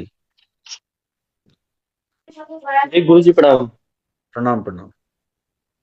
गुरु जी ये जो क्लास में जो नोट करवा रहे हैं गुरु जी, जो दवा वगैरह जो मेडिसिन नोट करवा रहे हैं, ये हम्म। इसमें रिकॉर्डिंग में रहेगा ना? हाँ हाँ, सब रहेगा रिकॉर्डिंग। ऐसा जी थोड़ा जी नहीं कि जी, क्योंकि रिकॉर्डिंग में मैं गायब हो जाए, रिकॉर्डिंग में जो भी बात के मुंह से निकला, मैं जो चाय पी रहा हूँ वो भी उसमें आएगा। ठीक है। जी जी जी, नहीं आप वो कह रहे थे कि नोट कर लेना है, तो नहीं, अभी नोट मैं तो नोट इसलिए नहीं कर कर रहे रहा हैं कि मान लीजिए आदमी भूल गया कि 1 महीने बाद देखेंगे रिकॉर्डिंग, अभी नोट कर लेगा तो अभी तैयार रहेगा ना। ठीक है। हूँ। जी गुरु जी। चलिए जल्दी से कंप्लीट करें, मेरा 20 मिनट बाद मीटिंग फिर होने वाला है। 2-3 पेज बचा है। फाइलेरिया। फाइलेरिया क्या होता है? एक वर्म होता है, वुचुरेरिया बैंक्रोफ्टाई। ये वर्म शरीर में चला जाता है, मच्छर के काटने से होता है। और ये जो वर्म होता है कहाँ रहता है आपके शरीर में? आपके शरीर के लिम्फेटिक सिस्टम में होता है, जहाँ जो आपके शरीर की सेना के बैरक होते हैं वहां रहता है। और वहां कोई दवा जाती नहीं है, ध्यान रखिएगा। कोई दवा वहां नहीं जा सकती, वहां वही दवा जाएगी जिसमें ऑयल मिला हुआ हो। घी तेल वाली चीजें ही वहां जा सकती हैं, और कुछ नहीं। तो घी आप दे नहीं सकते, तो तेल वाली चीजें जाती हैं। तो इसमें सरसों का तेल, जो सरसों का तेल, कच्चा सरसों का तेल, ये 1-1 चम्मच पिलाना है, सबसे नीचे लिखा है 6 नंबर। अब आप इसमें वर्म के लिए जो वर्म वाली कुछ दवाइयां आती हैं, कृमि कुठार, कृमि मुद्गर रस, वो भी चला सकते हैं, दोनों में से कोई एक। बाकी स्वर्ण वसंत मालती रस, ये 10 दिन देना है। नित्यानंद रस 1-1 गोली या 2-2 गोली सुबह शाम चलेगा, ये तो हमेशा खिलाते रहिए। पंचवल्कल काढ़ा पिलाइए सुबह शाम। अमृता रिष्ट दीजिए 4-4 चम्मच सुबह शाम। और रोगी को एरंड भ्रिष्ट हरित की टेबलेट से विरेचन जरूर कराना है, ध्यान रखिएगा। ठीक है। अगली समस्या, वेरिकोज वेन। वेरिकोज वेन इसलिए होता है कि कोई व्यक्ति, ज्यादातर देखिए महिलाओं को होता है, एक जगह खड़े रहती हैं, किचन में काम करना रहता है। और पुरुषों में भी होता है, जो लोग ऑफिस में जॉब करते हैं, पैर जो लटका के रखते हैं, उनको ज्यादा होता है। ऐसे लोगों को होता है जो लोग मेहनत नहीं करते, पैरों का ज्यादा चलते फिरते नहीं, एक जगह खड़े रहते हैं, उनमें ब्लड, जो वेन होती है पैर की, वो कमजोर पड़ जाती है, वो ब्लड को ऊपर नहीं भेज पाती, क्योंकि पैर का मूवमेंट कम होता है। पैर चलते फिरते रहने से, पैर के मसल की ताकत से ही ब्लड आपका ऊपर जाता है। और जब पैर चलेगा नहीं तो ब्लड ऊपर जाएगा नहीं, और नीचे वेन में इकट्ठा हो जाएगा, घुटने के आसपास। ठीक है। तो इस अवस्था में आपको वेरिकोज वेन हो जाती है, और ब्लड इकट्ठा हो जाता है एक जगह। तो उसका एक ही इलाज है, पहला तो वहां से ब्लड आप निकालिए, ध्यान रखिएगा। वहां ब्लड इकट्ठा जो हो रहा है, चाहे सिरिंज से, चाहे जोंक लगा के आपको उस ब्लड को बाहर निकालना है, पहला इलाज। ठीक है, एक तो आपको ये करना होगा। जी मैडम बताइए, कुछ पूछ रही हैं जी? ओके ओके नहीं ठीक सर, कुछ नहीं पूछ रहे थे। ठीक ठीक। तो वेरिकोज वेन में ये वेन का आपको ज्यादा वो नहीं करना, पहले तो आपको खून को वहां जो जमा है उसको बाहर निकालिए। अदरवाइज वो थक्के के रूप में जाके शरीर में कहीं भी अटक जाएगा, वो दिक्कत करेगा, वो एम्बोलाई के रूप में हार्ट में ब्रेन में कहीं भी जाके लंग्स में अटक गया तो या तो पल्मोनरी एम्बोलाई हो जाएगा, या ब्रेन में एम्बोलाई हो जाएगा, या हार्ट में, ये समस्या करता है। फिर आपको ब्लॉकेज वाला जो एक पाउडर मैंने बता रखा है वो चलाइए, वो ब्लॉकेज को कम करता है। ये गार्ली जेड-एन-सी-ओ टेबलेट एक एक सुबह शाम, आर्बोरियम प्लस सिरप 2-2 चम्मच सुबह शाम दीजिए, ब्लड को पतला करता है। सारी बात दयासो 2-2 चम्मच सुबह शाम। शिलाजत्वादी लो एक एक गोली सुबह शाम, ये दीजिए, इससे काफी आराम मिलेगा। वरुणादि क्वाथ भी आप दे सकते हैं, वरुणादि क्वाथ का भी रोल बहुत अच्छा है वेरिकोज वेन के केस में। और ध्यान रखिए, पैर हमेशा ऊपर रखना है। वेरिकोज वेन वाले मरीज का पैर हमेशा ऊपर रखना है, जिससे ब्लड उसका जाता रहे, पैर में ब्लड रुके ना, ध्यान रखिएगा। पैर लटका के नहीं रखना है, जब भी रखना है सामने स्टूल हो उसके ऊपर रखना है, अदरवाइज ब्लड इकट्ठा होगा। ये वेरिकोज वेन सर्जरी से किसी भी तरीके से नहीं ठीक होता, ध्यान रखिएगा, बस इसमें आप बचा सकते हैं रोगी। अगली समस्या है ब्लड कैंसर। ब्लड कैंसर, इसमें टीएलसी बढ़ जाती है। टीएलसी नॉर्मली 10-11 हजार तक होनी चाहिए, ये बढ़ जाती है 15-16-25-50-100, 80-90 हजार तक पहुंच जाती है। और रेड ब्लड सेल्स कम हो जाती है। कभी कभी रेड ब्लड सेल्स बहुत बढ़ जाती है तो उसको ही ब्लड कैंसर बोलते हैं। इसमें सडन पानी दीजिए,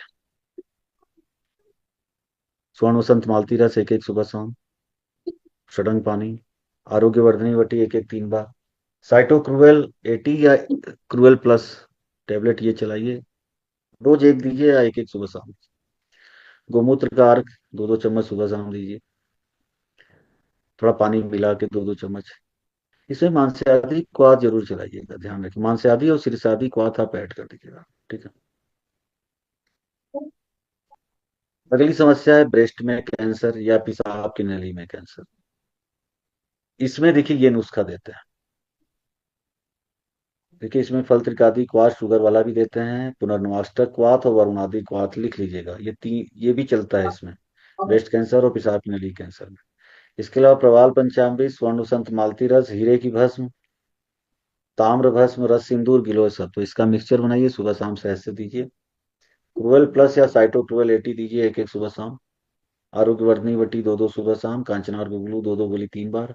गोमूत्र का अर्क जरूर चलाइए, बिना इसके नहीं ठीक होगा, ध्यान रखिए, ये देना ही पड़ेगा। मरीज काफी हद तक ठीक हो जाता है। ठीक है, काफी आराम रहेगा। अभी मेरे एक दोस्त थे, वो सारा ये ट्रीटमेंट ब्रेस्ट कैंसर में चला रहे थे अपनी पत्नी को, एकदम मरीज ठीक थी।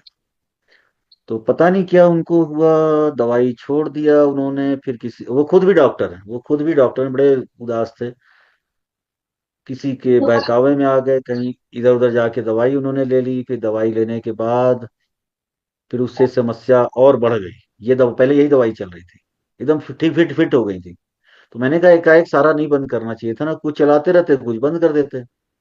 उन्होंने सारा ही बंद कर दिया। 3-4 महीने बाद थोड़ा सा सिम्टम फिर से आने लगा, फिर कहीं इधर उधर चले गए दवाई लेने, फिर वहां केस बिगड़ा तो फिर एलोपैथ मिलेगा, 2 महीने में उनकी पत्नी खत्म हो गई। ठीक है, शैली पाल जी बताइए, अभी बच्चों सर के लिए जो दवाई। वेरिकोज में बता रहे थे अभी आप, तो उसमें विध कर सकते हैं क्या? हाँ, वो ब्लड आपको निकालना है, देखिए ध्यान रखिए, वो जो ब्लड है तो उसको हाँ, निकाल लीजिए। हाँ, तो जहाँ पे ब्लड रुका हुआ है वहां कर सकते हैं ना, कोई टेंशन तो नहीं, डर वाली बात तो नहीं कोई? नहीं देखिए, ब्लड आप निकाल किस लिए कर रहे हैं, विद ब्लड नहीं, निकालने के लिए वेरिकोज या? में, वेरिकोज में ब्लड लेटिंग कर दें अगर, तो हाँ जैसे कोई आपने दिक्कत बोला नहीं, कि, कोई दिक्कत है ना, ठीक ठीक है, नहीं, ठीक है ब्लड हटा सर। देना चाहिए। हाँ, ठीक है सर, थैंक यू। इसीलिए क्योंकि वो ब्लड अगर गंदा ब्लड है ना, वो शरीर में कहीं जाएगा नुकसान करेगा, कोई और बीमारी कर देगा वो। जी इसलिए जी, हटा देना चाहिए। ठीक जैसे है। हमारे हाथ में यहाँ ब्लड इकट्ठा हो जाए तो हम क्या करेंगे, उसको निकाल देंगे, क्योंकि वो सड़ा हुआ ब्लड है। अब देखिए, बच्चों में कब्ज हो जाए, बच्चों में पेट साफ ना हो रहा हो, तो आप क्या देंगे बच्चों में? आप पेट साफ नहीं होने की स्थिति में आप देंगे अरविंदासो। कौन सी दवा देंगे? अरविंदासो। छोटे बच्चों में चला सकते हैं, 1 से 2 चम्मच सुबह शाम दीजिए। हरड़ से बनता है वो, छोटी हरड़ से। इसके अलावा त्रिफला का सिरप देते हैं छोटे बच्चों में। छोटे मतलब 5 साल से ऊपर वाले में। 10 साल से ऊपर का बच्चा है, त्रिफला पाउडर भी दे सकते हैं। बाल चतुर्भद्र वहां से काट दीजिएगा, वो कब्ज की नहीं, दस्त की दवा है, गला टाइप हो गया नीचे से ऊपर, ठीक है, उसको हटा दीजिएगा वहां से। इसके अलावा छोटे बच्चों में अगर दस्त हो जाए, 2 साल तक के बच्चे हैं, तो बोनिसान ड्रॉप दीजिए, थोड़ा पेट को ठीक रखता है। और बाल चतुर्भद्र सिरप पिला सकते हैं। बाल चतुर्भद्र सिरप इसमें देना है, दस्त में सिरप देना है, पाउडर नहीं। और अगर बड़ा बच्चा हो तो बाल चतुर्भद्र पाउडर दे सकते हैं, 5 साल से ऊपर का बच्चा हो, या डायरेक्ट सिरप आता है हिमालय का, वो दे सकते हैं बड़े बच्चों में। बार बार जिन बच्चों को बुखार होता हो, खांसी होता हो और इम्यूनिटी कम हो, अगर बच्चा बड़ा है, 5 साल से ऊपर का है, तो कुमार कल्याण रस जरूर दे देनी चाहिए, आधी टेबलेट रोज। 20 दिन तक, 10 से 20 दिन तक चला दीजिए, उसकी इम्यूनिटी बढ़ जाएगी। अगर बच्चा छोटा है या 5 साल से ऊपर का भी है, तो वही बाल चतुर्भद्र सिरप 5 से छोटे बच्चे में, और बाल चतुर्भद्र पाउडर 5 साल से ऊपर वाले में। ये जरूर चला दीजिए, ठीक है, बहुत अच्छा रिजल्ट है उसका। बाकी सिर शादी क्वाथ वगैरह ये सब दे सकते हैं, जो भी काढ़े कूढ़े हैं ये सब बच्चों में चलते हैं। सिर शादी क्वाथ अच्छा है, खांसी सांस वाला काढ़ा है वो अच्छा है। अब देखिए, बड़ों को कान की बीमारी हो जाए, बड़ों को कान की बीमारी अगर हो जाए, तो सारीवादी वटी, पंचामृत लो, इंद्रवटी टेबलेट देते हैं, बिल्व तेल भी देते हैं। लेकिन ध्यान रखिए, ये तो है, लेकिन इसके अलावा कान का जो मर्म है, वो भी मर्म आपको करना होगा, विधुर मर्म करना होगा, श्रृंगाटक मर्म करना होगा। श्रृंगाटक मर्म, विधुर मर्म, वो जरूर करवाइएगा कान में। सिर के भी मर्म करवाते हैं। बड़ों को अगर नेत्र की बीमारी हो जाए, बड़ों को अगर आंख की बीमारी हो जाए, तो सप्तामृत लो और आम्ल की रसायन दीजिए। नेत्र वाला काढ़ा है, आंख के लिए काढ़ा है, वो चलाइए। इसके अलावा त्रिफला घृत आधा आधा चम्मच सुबह शाम खिला सकते हैं, उसका भी रोल बहुत अच्छा है, ठीक है। आंवला बहुत अच्छा काम करता है, वासा का रोल अच्छा है रेटिना वगैरह के केस में। बाकी अपांग, आवर्त, श्रृंगाटक मर्म और सिर के मर्म, ये जरूर कराइए। अपांग यहाँ पे, आवर्त, श्रृंगाटक मर्म, ये सब चीजें आपको जरूर करानी। 1 मिनट। इसके बाद अगली समस्या है, पेट में कीड़े हो जाए। पेट में कीड़े होने पे आप ये दवाइयां चलाएंगे, कृमि कुठार रस या कृमि मुदगर रस 1-1 सुबह शाम। बिडंगादी लो, 1-1 सुबह शाम। बिडंगा रिष्ट 2-2 चम्मच सुबह शाम। और ये दवाई पलाश बीज, उटज बीज, बिडंग, नीम की छाल, इसका मिक्सचर बनाइए। और चिराता, इसका मिक्सचर बना के इसको गुड़ के साथ दीजिए। 1 ग्राम दवा गुड़ के साथ दीजिए और रोगी को खिलाइए, पेट के सारे कीड़े वेबिनार मर है जाएंगे। सर उसी ठीक है, जूम पे। जी जी जी जी। बस सर, अब क्लास कंप्लीट हो गई ठीक सर। है। ठीक ठीक। चलिए, अभी आप लोगों का प्रश्न ले लेते हैं सर। रागनी जी बताइए, रागनी जी। जी जी, रागनी जी बताइए, जल्दी जल्दी बताइए, 10 मिनट में क्लास जो है, क्योंकि अभी मीटिंग है। सतीश गुरुजी चंद्र जी, सतीश जी, सतीश जी बताइए। हेलो। हेलो। हेलो। जी जी जी हेलो। जी हाँ बताइए, आवाज सर, आ मैं रही है। पूछ रही थी वो बच्चों के लिए लो, इम्यूनिटी लो बच्चों के लिए जो आपने बाल चतुर्भुज से वो सिरप बताया ना, सिरप, तो हाँ। वो हाँ हाँ। उसको उसका डोज कितना देना होगा? कितना बड़ा बच्चा है? 5 साल से छोटे बच्चों के लिए, 5 साल से आधा आधा छोटा। चम्मच दिन में 3 बार। आधा चम्मच दिन में 3 बार। हम्म। Okay sir. सर आधा और चम्मच दिन में 3 बार वो खिलाइए, आप ठीक है। सर और आपने वो जी इनफर्टिलिटी के लिए 3 मेडिसिन बताए थे ना, फीमेल में चंद्रासु सरस ना, और जी जी। और 2 बताए थे, 2 बताए थे वो, मतलब वो एक का प्रोनाउंसिएशन अच्छा नहीं, मतलब समझ में नहीं आया। वो चंद्रासुर और नष्ट ब्रूहर पुष्पांतक कुछ रस तो कुछ नहीं तो था? बोला था। नष्ट पुष्पांतक। हाँ वो भी था। और सर एक और ब्रू कुछ और तो फल बोला था घृत। आपने। फल घृत, नहीं फल घृत। वो तो उसको मिला के फल घृत के साथ लेना था ना। तो सिद्ध मकर ध्वज वो और ये चंद्रा, बृहद बंगेश्वर रस बताए थे। हाँ सर सिद्ध बृहद क्या, मकर ध्वज और बृहद बंगेश्वर रस। बृहद बंगेश्वर रस। बृहद।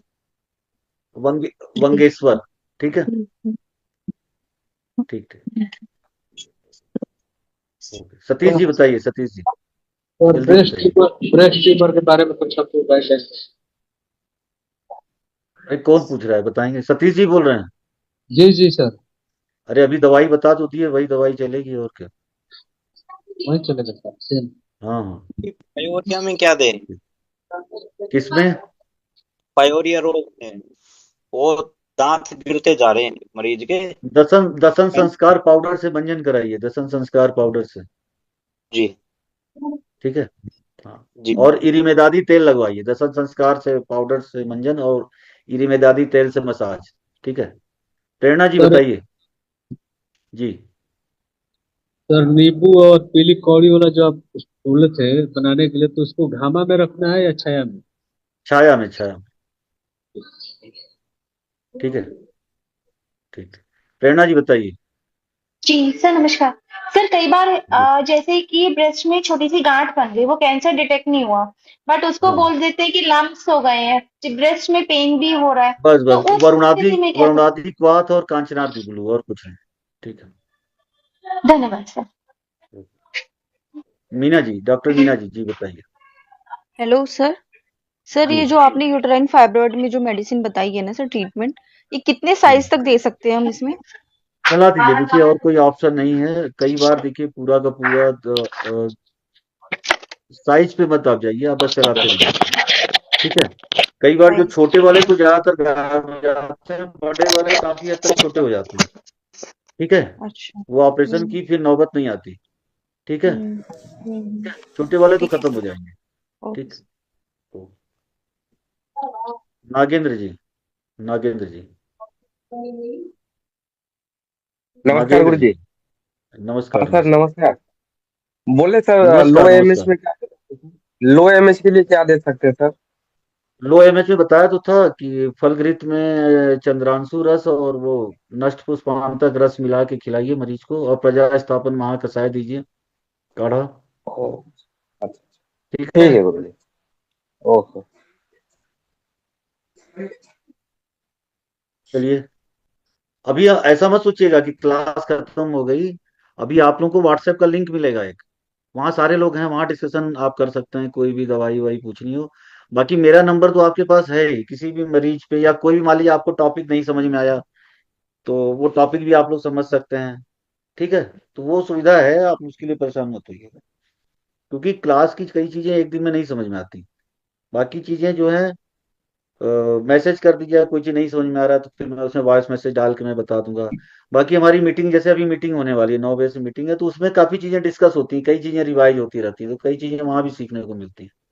ठीक है। पूनम सिंधे जी, पूनम सिंधे जी, जी। हॅलो नमस्कार जी सर. जी पूनम, नमस्ते नमस्ते जी। हां सर ते संधानीय प्रजास्थापन महाकषाय का काढ़ा जो रहता है ना, वो आपके यहाँ अवेलेबल होगा क्या मंगवाने के लिए? हाँ हमारे यहाँ है अवेलेबल, वो मिल पाँच जाएगा। द्रव्य, मिल जाएगा, क्योंकि मिल जाएगा। इसीलिए कोई भी वो मेडिकल में नहीं मिलते यहाँ पे, नहीं धाराशिव में मिलता, होते. और जो लोग उसको देते भी हैं उसमें दवाइयां नहीं मिलाते, वो बस नाम बाहर लिखा रहता है प्रजा स्थापन हाँ महाकषाय, हाँ हाँ सर. बाकी हाँ दवाई उसमें एक भी नहीं रहती उसकी। हाँ वो इफेक्टिव नहीं, इफेक्ट इतना नहीं आ रहा आता है मेरे पेशेंट में, कोई बात इसलिए नहीं पूनम जी, वो आपको मिल जाएगा, मंगवाना चिंता मत चाहते कीजिए। हैं. ठीक है। Okay sir. और सर वो लाइपोमा में क्या करें? वो एक पेशेंट है, उसके बॉडी के ऊपर छोटे छोटे कोई बात ग्रंथि है, नहीं, हाँ. लाइपोमा में वरुणादि क्वाथ दीजिए, आरोग्यवर्धनी वटी दीजिए, और कोई, और जहां पे लाइपोमा है उसके आसपास के मर्म दबाइए बस। ओके ठीक है। ओके ठीक हो, सर. ठीक हो जाएगा। Thank you. आप सभी लोगों को लिंक मिलेगा। उस लिंक पे आके आप लोग व्हाट्सएप का लिंक एक भेज देंगे। कुशल जी, शेखर जी हैं, सभी लोग हैं, जसवीर जी हैं, नागेंद्र जी हैं, सब जितने भी लोग, संतोष जी हैं, सभी लोग उस ग्रुप को आप लोग ज्वाइन कर लीजिएगा। आपको लिंक मिलेगा। उस सपोर्ट ग्रुप में आप लोग रहेंगे, आपका डिस्कशन वहाँ होता रहेगा। चलिए अभी मीटिंग समाप्त करते हैं।